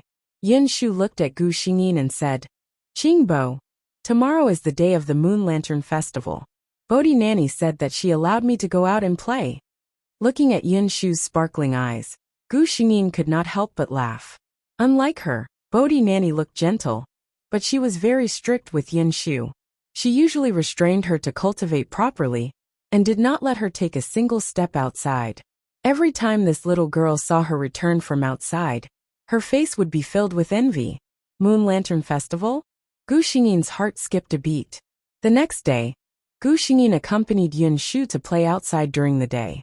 However, the most fun part of the Lantern Festival was at night. Unfortunately, Gu Xingyin could not accompany Yin Shu. Have fun by yourself. I have something to do. To avoid attracting attention, Gu Xingyin did not even transform into her human form. Instead, she remained in her fox form and allowed Yin Shu to carry her. Yin Shu expressed her understanding. If Qingbo were to transform into a human, the people on the street would probably not look at the lanterns anymore. Hearing Gu Xingyin say that she was leaving, Yin Shu was obviously a little disappointed. However, she had always been considerate and didn't say much. Her little appearance made Gu Xingyin feel pity for her. She reached out to rub Yin Shu's head and said, I'll personally talk to Bodhi Nanny another day and bring you out to play for a day. How about that? Yin Shu's eyes lit up when she heard this, but she still shook her head. I think it's better. Nanny said that I have to cultivate properly, so that I won't be a burden to you in the future. How could she be so obedient and cute? Gu Xingyin had no resistance to this kind of little girl. She said to Yin Shu, cultivation can't be rushed. It's settled then. I'll talk to Bodhi Nanny. She looked at the sky and knew that it was time for her to leave. Otherwise, Yuan Xiu would be having dinner and preparing for her evening class. Gu Xingyin said goodbye to Yin Shu and ran towards the lotus pedestal sect. She arrived just in time.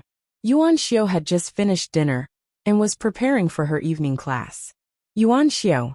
A clear and pleasant voice came from outside the door. Gu Xingyin did not knock this time. Yuan Xiu paused. Was she hallucinating? Why did she hear Benefactor Qingbo's voice at this time? Chapter 835. Yuan Xiu. Gu Xingyin didn't hear a reply from inside and thought that there was no one inside. She stretched out her hand and was about to push the door open. Unexpectedly, the door opened from the inside. Yuan Xiu stood at the door and looked at her in surprise. Benefactor Qingba, why are you? Why did you come over at this time? Gu Xingyin jumped into his arms easily. Yuan Xiu hugged her out of reflex. Today is a good day. I came out especially to play with you. Yuan Xiu counted the days and suddenly realized that today was the annual Lunar Lantern Festival. He was a little embarrassed. Benefactor Qingba, I still have evening classes to do. Gu Xingyin stretched out her hand and patted his arm gently. You can always take a break once a year, right? I have never seen what the Lunar Lantern Festival is like. I heard from others that the Lantern Festival is for the people you like the most. That's why I'm here to look for you. Benefactor Qingba. Even though he was used to Gu Xingyin's confession from time to time, Yuan Xiu's face couldn't help but blush when he heard such words at this time. Gu Xingyin loved to see him like this. It was really rare to see such a gentle and innocent lover.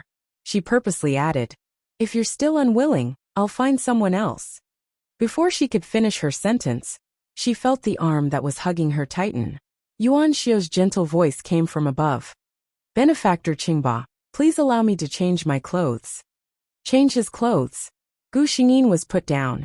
She was ready to admire the picture of a handsome man taking off his clothes with great interest. However, Yuan Xiao didn't move for a long time. Gu Xingyin was puzzled. Yuan Xiao looked at the little white fox's eyes and said helplessly, Benefactor Qingba, can you please turn around? Gu Xingyin pretended not to hear. She seemed to hear Yuan Xiao sigh. Then, a green cloud fell from the sky and covered Gu Xingyin completely. It was Yuan Xiao's green monk robe. There was a very light sandalwood scent on his clothes, which was different from the lotus scent on Yuan Xiao's body. This was the scent of his body.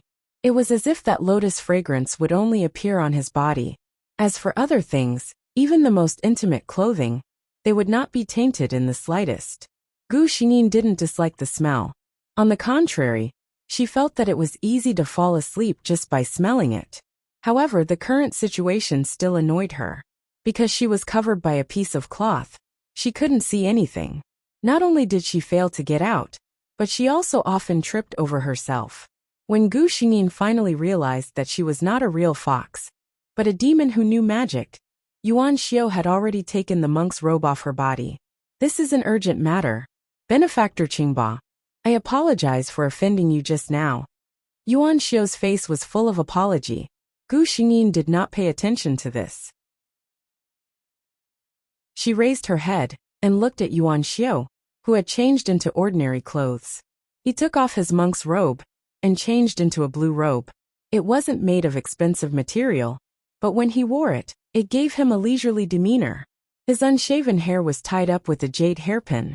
A few strands of hair casually fell to the side of his face, adding a touch of elegance to his jade-like face.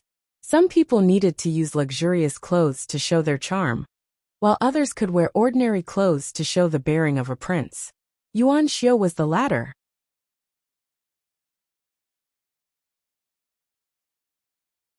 Chapter 836. Yuan Xiao, who had taken off his monk robe, looked less otherworldly, but the advantage of his appearance was fully displayed. Gu Xingyin clicked his tongue in admiration. My foresight is indeed not bad. Yuan Xiao, if you go out dressed like this, you should be able to receive many lanterns from girls tonight. The Moon Lantern Festival was also a day for lovers to express their feelings. If a girl saw a man she liked, she could naturally pass the lantern in her hand to him. If that person accepted it, it would mean that they were in love with each other, and it would be a golden wind and jade dew meeting. Yuan Xiao did not speak, but bent down to carry Gu Xingyin. Along the way, many novice monks saw Yuan Xiao's dressing and were amazed. However, they did not ask too much. This martial uncle had not shaved his head, and was naturally different from them. Yuan Xiao carried Gu Xingyin all the way out of Lotus Pedestal Sect, and walked to the street outside. The sky had already darkened, but Lotus City tonight was more lively and bright than during the day. Countless lanterns were on the roofs of the buildings, on the treetops by the roadside, and in the hands of the tourists, turning Lotus City into a city of lights that night. Gu Xingyin was right. Even if Yuan Xiao's dressing was not outstanding, his handsome and otherworldly charm still attracted the attention of countless girls. Many beautiful girls shyly passed the lanterns in their hands to him, but they were all politely rejected by him. Gu Xingyin could not help but tease. Yuan Xiao, there are so many beautiful girls, but you're not moved by any of them? Yuan Xiao retracted his gaze from the bright lights in the distance, and looked down at the little fox in his arms. Yuan Xiao is just a monk. How can I have such thoughts? Gu Xingyin did not comment. Don't lie to me. You obviously have not shaved your head and received your precepts. How can you be considered a monk? Logically speaking, Yuan Xiao had never been able to win against this little fox benefactor, who had a sharp tongue. Hearing this, he only chuckled. That's because this little monk's mortal heart has yet to find someone who can move it. Gu Xingyin did not speak anymore. She laid lazily in Yuan Xiao's arms, instructing him to look for places with many people. Yuan Xiao had never experienced such a lively scene before, so she wasn't used to it. However, he didn't say anything, and just followed Gu Xingyin's instructions. Don't you find it annoying? Gu Xingyin asked. I can see that you'd rather stay in your room and knock on the wooden fish.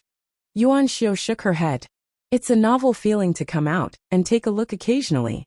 He really didn't like this kind of noisy environment, but when he saw the little fox in his arms looking at him with interest, he felt his heart was at peace. Since he had come out with the little fox, of course he had to be happy. Gu Xingyin suddenly said, I remember there's a clear pond over there. It's full of lotus flowers. Let's go there and have a look. Yuan Xiao looked in the direction she was pointing at. It was dark and gloomy. It was obviously not lively there at all. Even the lanterns were much fewer than in other places. As long as the little fox was happy, it was fine. He walked in that direction. The place was very quiet. There was a pavilion beside the clear pond. 2 lanterns were hung at the corner of the pavilion, providing the only light in the place. The night breeze brought with it the unique fragrance of lotus flowers. Yuan Xiao only felt relaxed and happy. He didn't know why there was no one in such a wonderful place. Close your eyes, Gu Xingyin suddenly said.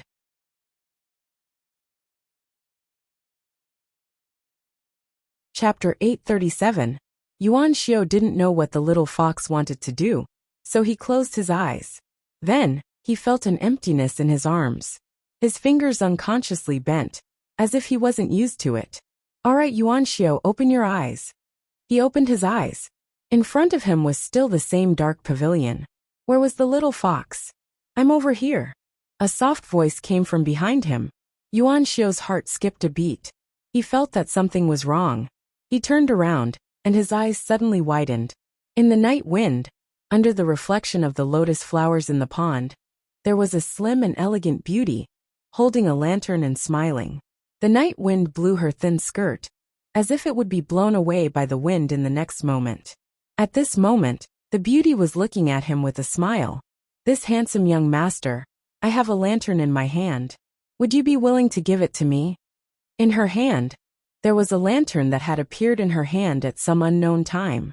Yuan Xiao looked at the woman in front of him, who was so beautiful that she didn't seem like an ordinary person. He only felt that a certain emptiness in his heart had quietly been filled. He slowly revealed a smile. This young monk is honored to have the benefactress's favor. He slowly walked forward and reached out to take the lantern that swayed unsteadily in the night wind. Gu Xingyin looked up and rolled her eyes at him. Young monk, are you really planning to become a monk? Yuan Xiao shook his head and smiled. It's a habit that has been cultivated for many years. It's hard to change it in a short period of time. He looked at Gu Xingyin beside him with joy and curiosity. Master was talking about the root of love that he had planted for many generations. The person he loved wholeheartedly. Was that benefactress Qingba? It was no wonder that as soon as he saw her, he felt incomparably close to her.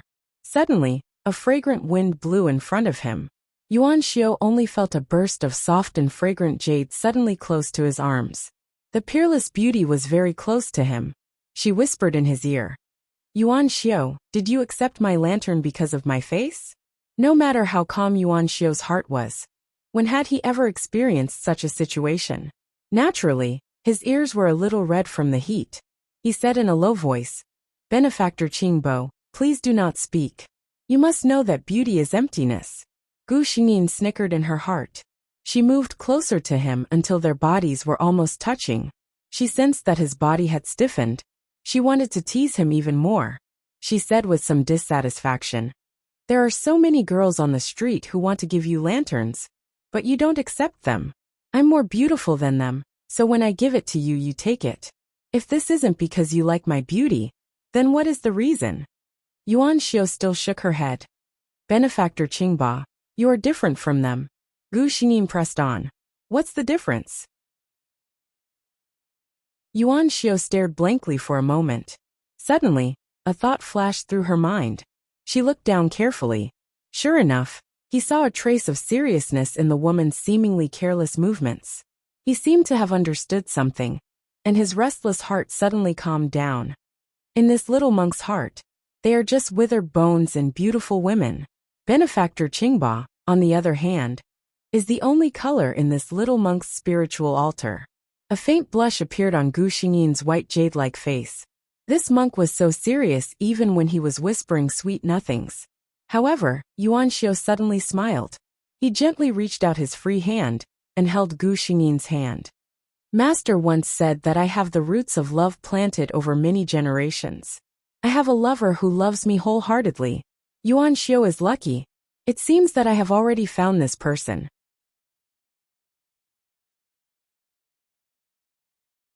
Chapter 838.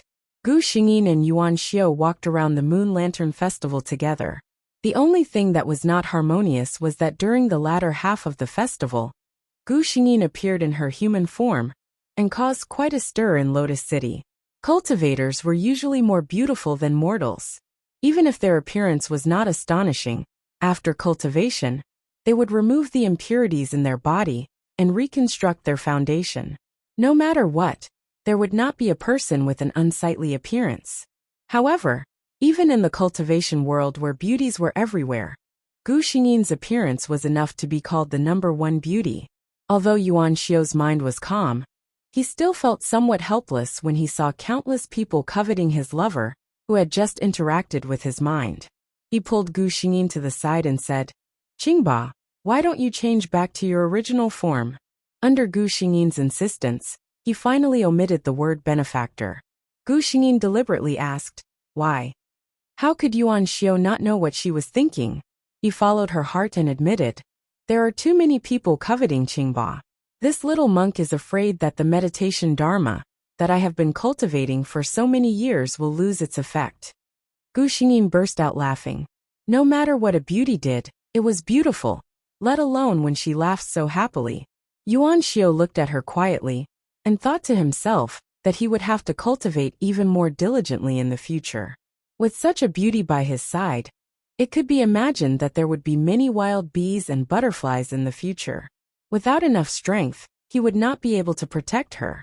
In the end, Gu Xingyin still changed into her white fox form and was sent back to the small courtyard by Yuan Xiao.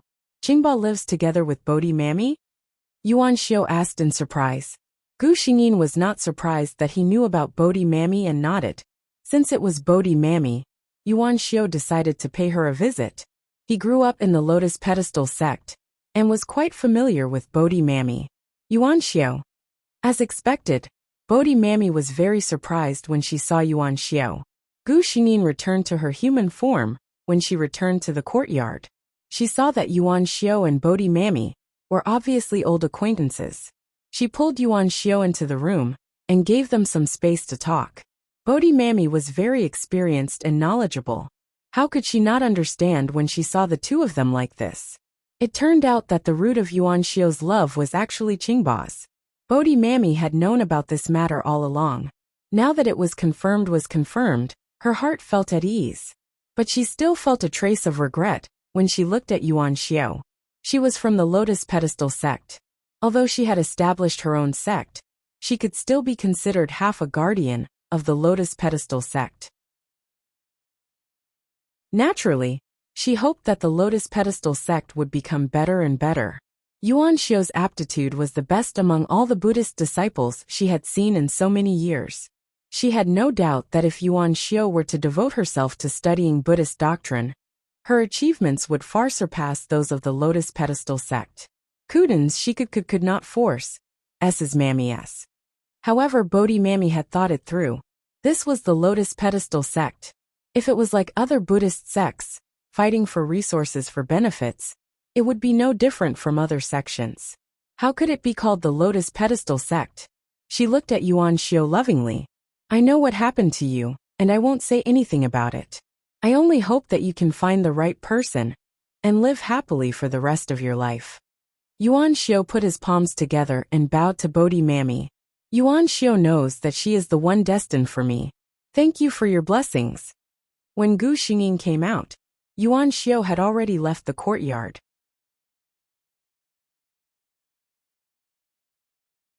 Chapter 839. The next day, Yuan Xiao went to find his teacher, Venerable Jing Ming, and explain the matter between him and Qing Bo. "Since you've moved your heart, my Lotus Pedestal sect can't keep you." Venerable Jing Ming sighed. Yuan Xiao bowed and solemnly kowtowed 9 times to Venerable Jingming. That afternoon, he packed his things and left the Lotus Pedestal sect. In Bodhi Nanny's small courtyard, there was one more person who often swept the courtyard. Gu Xingyin felt that this kind of life was actually quite good. The years were peaceful. If Nun Wuxin didn't exist, it would be good for her and Yuan Xiao to find a similar place to live a peaceful life. Unfortunately, with her identity in this life, there was no way she could live a peaceful life. There was a rumor that a new king of the demon clan had been born. It was in Lotus City. One word shocked the world. The king of the demon clan wasn't some powerful person, but a unique king. Only a few extremely noble bloodlines could receive this title. No matter which bloodline it was, if she was allowed to grow up, she would be a great threat to everyone. The human cultivators didn't want such a king to appear in the demon clan. And the powerful people of the demon clan also didn't want a king who could unify the demon clan. The thing that Gu Xingyin was worried about still happened. According to the rumor, the future king of the demon clan was in Lotus City. Although there was no way to know whether this news was true or false, Gu Xingyin already knew that many people were secretly rushing to Lotus City. After living here for a period of time, Gu Xingyin already had a good impression of this city. Although the Lotus Pedestal sect was powerful, it was still alone. If someone really came to find trouble, the peaceful days in Lotus City would come to an end. She went to find Bodhi Nanny. Bodhi Nanny seemed to have expected this. She sighed and said, "I guessed that you would come to find me soon. Miss Qingbo, it's good for you to leave this place and avoid the limelight, whether it's for your own sake or for Lotus City's sake." Of course, Gu Xingyin understood this. She was just here to say goodbye to the person who had taken care of her for so long. Walking out of Bodhi Nanny's courtyard, she saw Yuan Xiao standing at the side with a smile on his face. He was carrying a small package in his hand. Gu Xingyin stared at him with wide eyes. "You." She hadn't had the time to tell Yuan Xiao about this, but from Yuan Xiao's reaction, it was obvious that she knew. Yuan Xiao smiled and said, "I was just guessing. I didn't expect it to be true." Yuan Xiao is blessed with the supreme bloodline of the demon race. Gu Xingyin's heart warmed. She whispered, "You don't mind?" Being with her meant that in the future, he might have to bear great dangers, and could no longer live a peaceful life like now. Yuan Xiao didn't answer her question. Instead, he sighed and took 2 steps forward, pulling her into his embrace. "I only care if I will be too far away from you in the future, and not be worthy of you." "Aya!" A cry of surprise came from the door. Gu Xingyin raised her head from Yuan Xiao's embrace, and saw Yun Shu standing at the door of the courtyard, covering her eyes with her white and tender hands. The growth of the demon race was slow. She still looked like a teenager, and would look like this for many years to come. Gu Xingyin noticed that she was also carrying a small package on her shoulder.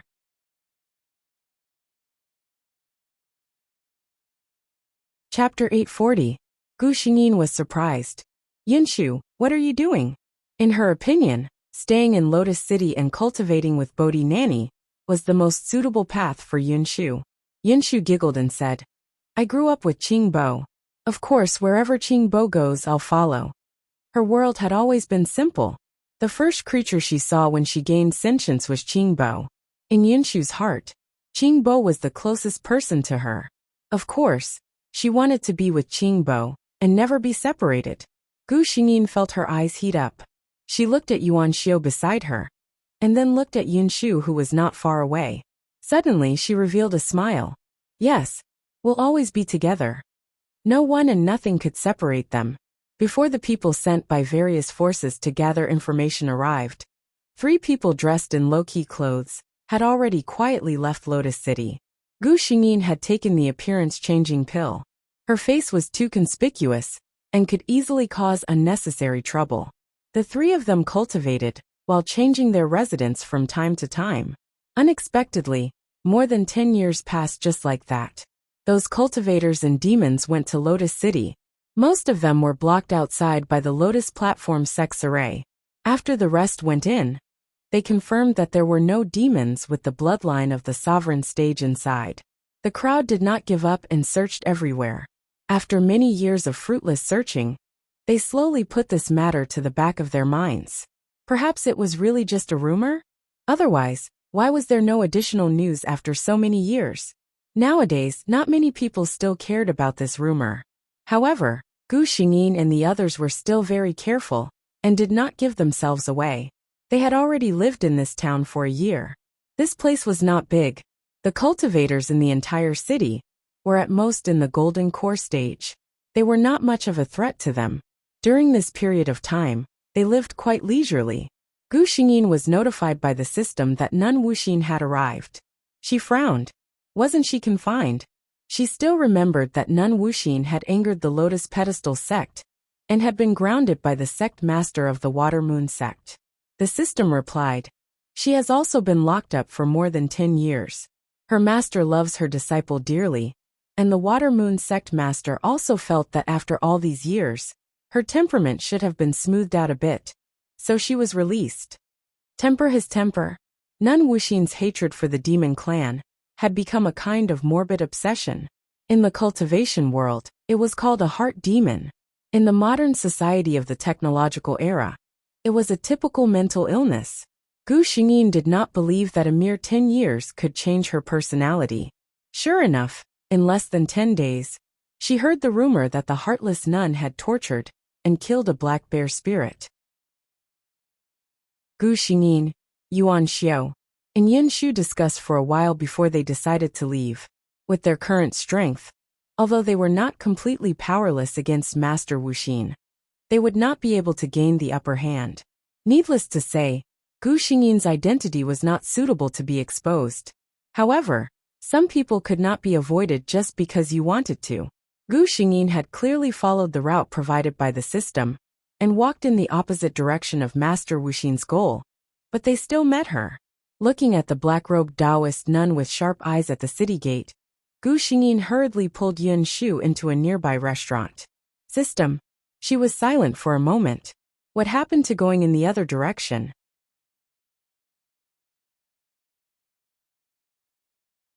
Chapter 841. The system was also somewhat helpless. Host, I've analyzed Nun Wuxin's original route. She was clearly going in the opposite direction, but I don't know why she changed her mind. The woman and the system fell into a mysterious silence. Gu Xingyin secretly cursed the so-called plot. Needless to say, it was definitely the power of the plot. Gu Xingyin grabbed Yin Shu's somewhat cold fingers and motioned for her not to be nervous. In her bloodline memory, there was a secret inherited technique that could conceal her demonic aura. As long as the person's cultivation level was not too much higher than hers, and they were wholeheartedly investigating, they would not be able to detect anything wrong. It was the same for Yin Shu. She was a spirit of vegetation, and there was no trace of hostility in her. She also cultivated under Bodhi Mami, and the cultivation methods she learned came from Buddhism. It was also a cultivation method that could conceal her identity as a demon. As long as Nun Wuxin was not perverted enough to stare at every pedestrian on the road to see if they were demonic, the possibility of them being discovered was not high. However, Gu Xingyin felt that things were not that simple. The so-called plot would always inadvertently trap her in various ways. Good things did not come true, but bad things did. A beam of sword light slashed up from downstairs, cutting a table beside Gu Xingyin and the others in half. The waiter, who was about to clean up the table, was so frightened that his face turned pale, and he took 2 steps back. Gu Xingyin glanced at him. The waiter looked no more than 16 or 17 years old. His clean and delicate face was now so pale that there was no trace of blood. A terrifying pressure descended, and the figure in the black Taoist robe walked up the wooden stairs step by step. Gu Xingyin held Yin Shu's hand and felt that the little girl's palm was sweating nervously. She sized up Nun Wuxin. A cultivator's age could not be determined from their appearance. Based on appearance alone, Nun Wuxin could actually be called a beauty. However, the murderous aura on her face was too strong. Ordinary people who looked at her would only be intimidated by her aura and would not really notice her appearance. At this moment, the owner of the restaurant walked out. He felt his heart ache when he saw the windows and floor that had been destroyed by one person and one sword. When he saw the culprit, he scolded. Where did this monk come from? How dare he come to someone else's restaurant and cause trouble? He couldn't finish his sentence because Nun Wuxing glanced at him. The shopkeeper felt as if his throat was being squeezed by something invisible. He had a feeling that if he continued to speak, this terrifying Taoist nun would strike his body with her saber. She would really kill him. Nun Wuxing flicked her finger, and a spiritual bead fell into the shopkeeper's palm. She said coldly, "Take it as compensation." The boss didn't dare to say anything more. He just stood aside with the spirit bead in his hand. He actually wanted to leave, but there were still customers in the shop. There were many people eating on the second floor. Heartless Nun's sword had scared away many timid guests, but there were still people who were ready to watch the fun. Gu Xingyin and the others did not leave. Nun Wuxing raised the sword in her hand and pointed it at the waiter who was trembling with fear. "How dare you, evil creature, to mingle among humans? Today, I will get rid of evil for the people." The waiter's body trembled even more violently when he heard that. Gu Xingyin could see that there was no trace of blood on his face. He was even breaking out in a cold sweat. The shopkeeper, who was standing aside, looked at the waiter worriedly. Nun, are you misunderstanding something? Abai is our waiter. He has been here for a year. He is very good, well-behaved and diligent. He often uses his salary to buy food for the homeless children on the street." He didn't finish his words because Nun Wuxing's sword had cut at his feet. Recommended the super good gay friend Huan Chu's book Transmigration System, A Guide to Prince Charming. It specializes in conquering all kinds of Prince Charming. There is always one that suits you.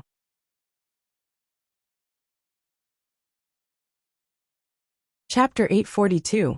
The Heartless Nun said coldly, "If you say one more word, I'll treat you as an accomplice of this evil creature." The boss tactfully shut his mouth and only looked at the waiter, named Abai, with a worried gaze. The Heartless Nun looked at Abai as if she was looking at an inanimate object. Her eyes were filled with hatred and cruelty. She slowly raised the sword in her hand. Her movements were slow, as if she enjoyed watching her prey tremble before death. As if his desire to live was too strong, the young man called Abai finally spoke in a trembling voice. "I've never done anything bad. Why do you want to kill me?" A bloodthirsty look flashed across the Heartless Nun's eyes. She looked at Abai expressionlessly. "Your mistake is that you're a demon." As soon as she said this, the remaining customers in the restaurant were in an uproar. In this world, cultivation was prevalent. Ordinary people were not very repulsed or afraid of demons. Someone immediately said, "Nun, you're also a cultivator. Why don't you accumulate some merit for yourself? I've lived here for many years. Abai is really a good child. Once my son was almost kidnapped by a bad person. He was the one who helped me find him." The Heartless Nun laughed coldly. "A demon is a demon. I don't care what he's done. I only know that I, the Heartless Nun, have never left a single demon alive." The sword in her hand suddenly shook. A bright sword light slashed toward Abai's head.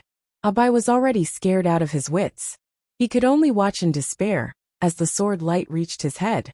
There seemed to be a soft sigh in his ears. Several exquisite shadows of golden lotuses appeared in his dazed eyes, blocking the sword light above his head. The Heartless Nun put away her sword and looked sharply at Yuan Xiao. A Buddhist disciple? Apart from the demon clan, the people she hated the most were undoubtedly the Buddhist sect disciples. That was because those people were always full of benevolence. Their hypocrisy disgusted her, especially that lotus pedestal sect. They even created a lotus city and protected the demons. Once her strength was strong enough, she would definitely destroy the so-called Wenshan array with a single slash. Yuan Xiao put his palms together.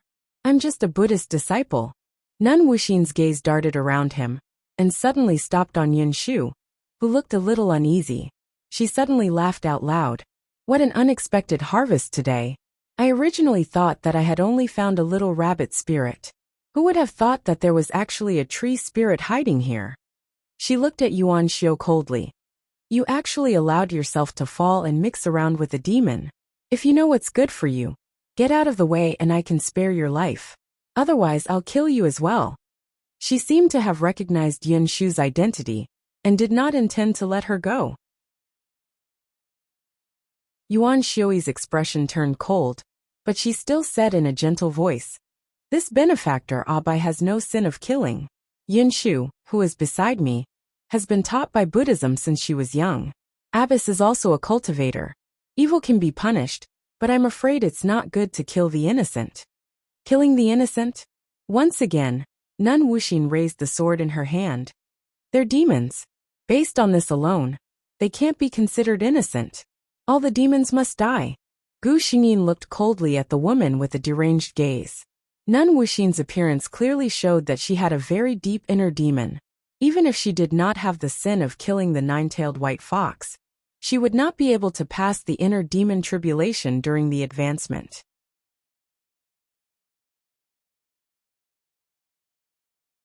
Chapter 843. Even though Yuan Xiu had recuperated well, he was still displeased to meet such an unreasonable person. He could only say, "If you insist, I won't hold back." The heartless nun seemed to have heard a joke. Hold back? Just you? She could see the realm of this Buddhist cultivator at a glance. Although it was extremely shocking that he had reached such a realm at his age, there was still a gap of a few hundred years between him and her. In another 100 years, you might be my opponent. I'll say it again, get out of the way. Yuan Xiu shook his head and formed a seal with both hands, making a gesture to attack. Take this opportunity to leave. Gu Xingyin heard this voice in her mind and understood Yuan Xiu's meaning in an instant. She pulled the dazed Abai to the side. A green light flashed from Yin Shu's body, and the three of them disappeared without a trace. The heartless nun, who had been paying attention to them, was furious. She forced Yuan Xiu back with the sword and disappeared in a flash. Then, Yuan Xiu's figure moved and disappeared from the restaurant. The people in the restaurant only heaved a sigh of relief when these people left. "I wonder if that young master can win against that evil nun?" someone muttered. The owner looked out of the window worriedly, hoping that Abai could escape. However, he also knew that regardless of whether Abai could escape this disaster, he would never return to this place. Gu Xingyin and the other two were stopped by the heartless nun on a grassland outside the city. The heartless nun slashed her sword at Yin Shu. Among the three of them, Gu Xingyin's cultivation was the strongest. Only Gu Xingyin had the ability to block this attack. She gritted her teeth, and a green light flashed in her ink-black eyes. Her originally ordinary face seemed to have a different charm at this moment. She quickly formed a seal with both hands. A white light formed in her hands and met the sword light. Gu Xingyin groaned and took 2 steps back. Yin Shu hurriedly supported her. "Qingba, are you alright?" At the same time, she hated herself for being useless. At this time, she couldn't help at all. Gu Xingyin calmed down the churning qi and blood in her body. Sure enough, with her current strength, it was still very difficult for her to take Master Wuxin's sword head-on. Nun Wuxin exclaimed in surprise, and took a closer look at the woman, whom she had ignored from the beginning to the end. After taking a look, she smiled. "There's actually a fish that slipped through the net. Your concealment technique is not bad. Even I was almost fooled." After she finished speaking, her expression turned cold. "But now is just the right time. Let me send you 3 evildoers to hell." A golden light flashed beside Gu Xingyin, and Yuan Xiu appeared beside her.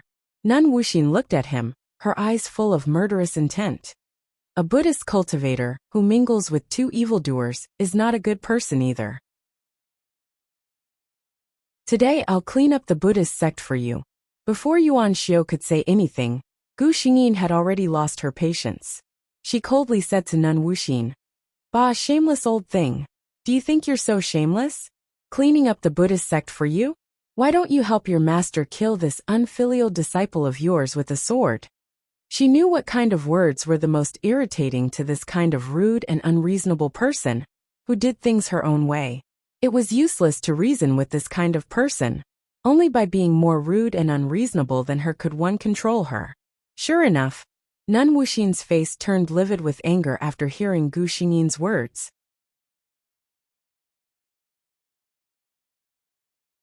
Chapter 844. She raised her hand and swung her sword.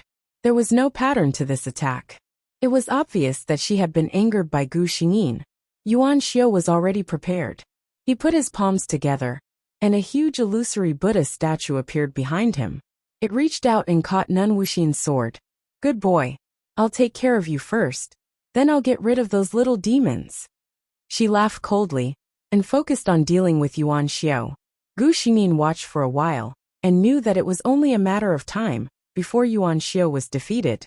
She pulled Yun Shu over. "Yun Shu, I remember you have an escape technique. Later I'll..." She told Yun Shu everything in detail, and Yun Shu nodded repeatedly. As for the little boy Abai, he followed Yun Shu closely. He looked a little older than Yun Shu, but Yun Shu held his hand as if she was holding a little brother. Gu Xingyin walked to the other side and slowly chanted something in her heart. Her eyes slowly turned emerald green. A breeze blew around them. It was so light that Nun Wuxin, who was fighting with Yuan Xiao, did not notice it.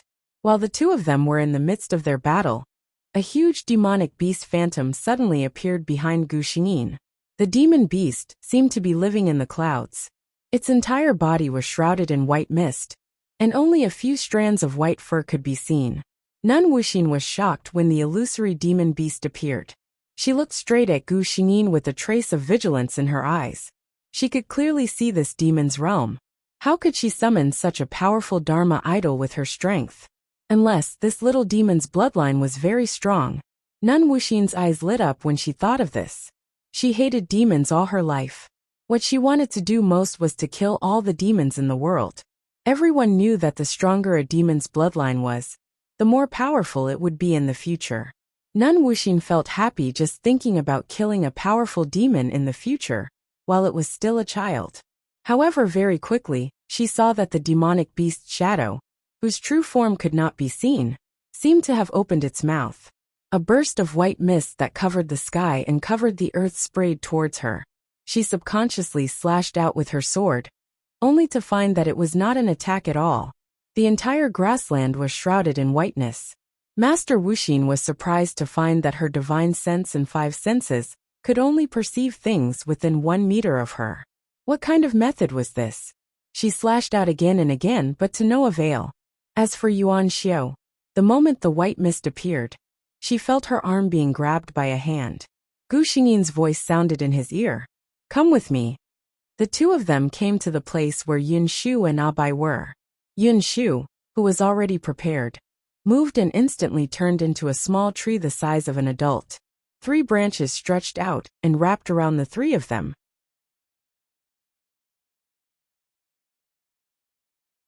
Chapter 845. It was because he wasn't strong enough that she had to pay such a huge price to protect him and the others. He secretly swore in his heart that next time, he would definitely not let her do this again. And that Wuxia. He lowered his eyes, concealing a trace of fierceness that flashed through them. Gu Xingyin meditated for a while and recovered a lot of strength. She then looked up at Abai, who was sitting on the side and looking at them. This little white rabbit demon had clearly just taken human form and was very pure and naive. Gu Xingyin thought for a while and felt that it was inconvenient to bring him along. Moreover, the 3 of them did not have a fixed place to stay, which was not a good thing for him. "Abai, you're called Abai, right? It's not convenient for us to bring you along. What do you plan to do?" Gu Xingyin asked. Abai looked up when he heard that. He thought for a while and shook his head. He looked at Gu Xingyin pitifully and whispered, Can I follow you? I'm very diligent and can do all kinds of work." That little look made Gu Xingyin's heart soften, but she still rejected him. "No. Our journey will not be peaceful. If you follow us, it will be unsafe. I'll tell you a place to go. There's a place called Lotus City in the north. It's very friendly to the demon race. You can live a peaceful life there," she said to him. Abai's eyes lit up. "Really? Won't someone find out my identity and chase me away or kill me?" Gu Xingyin nodded. She told Abai the detailed route. Abai could stay in the restaurant for more than a year without being discovered, which meant that he was quite good at disguising himself.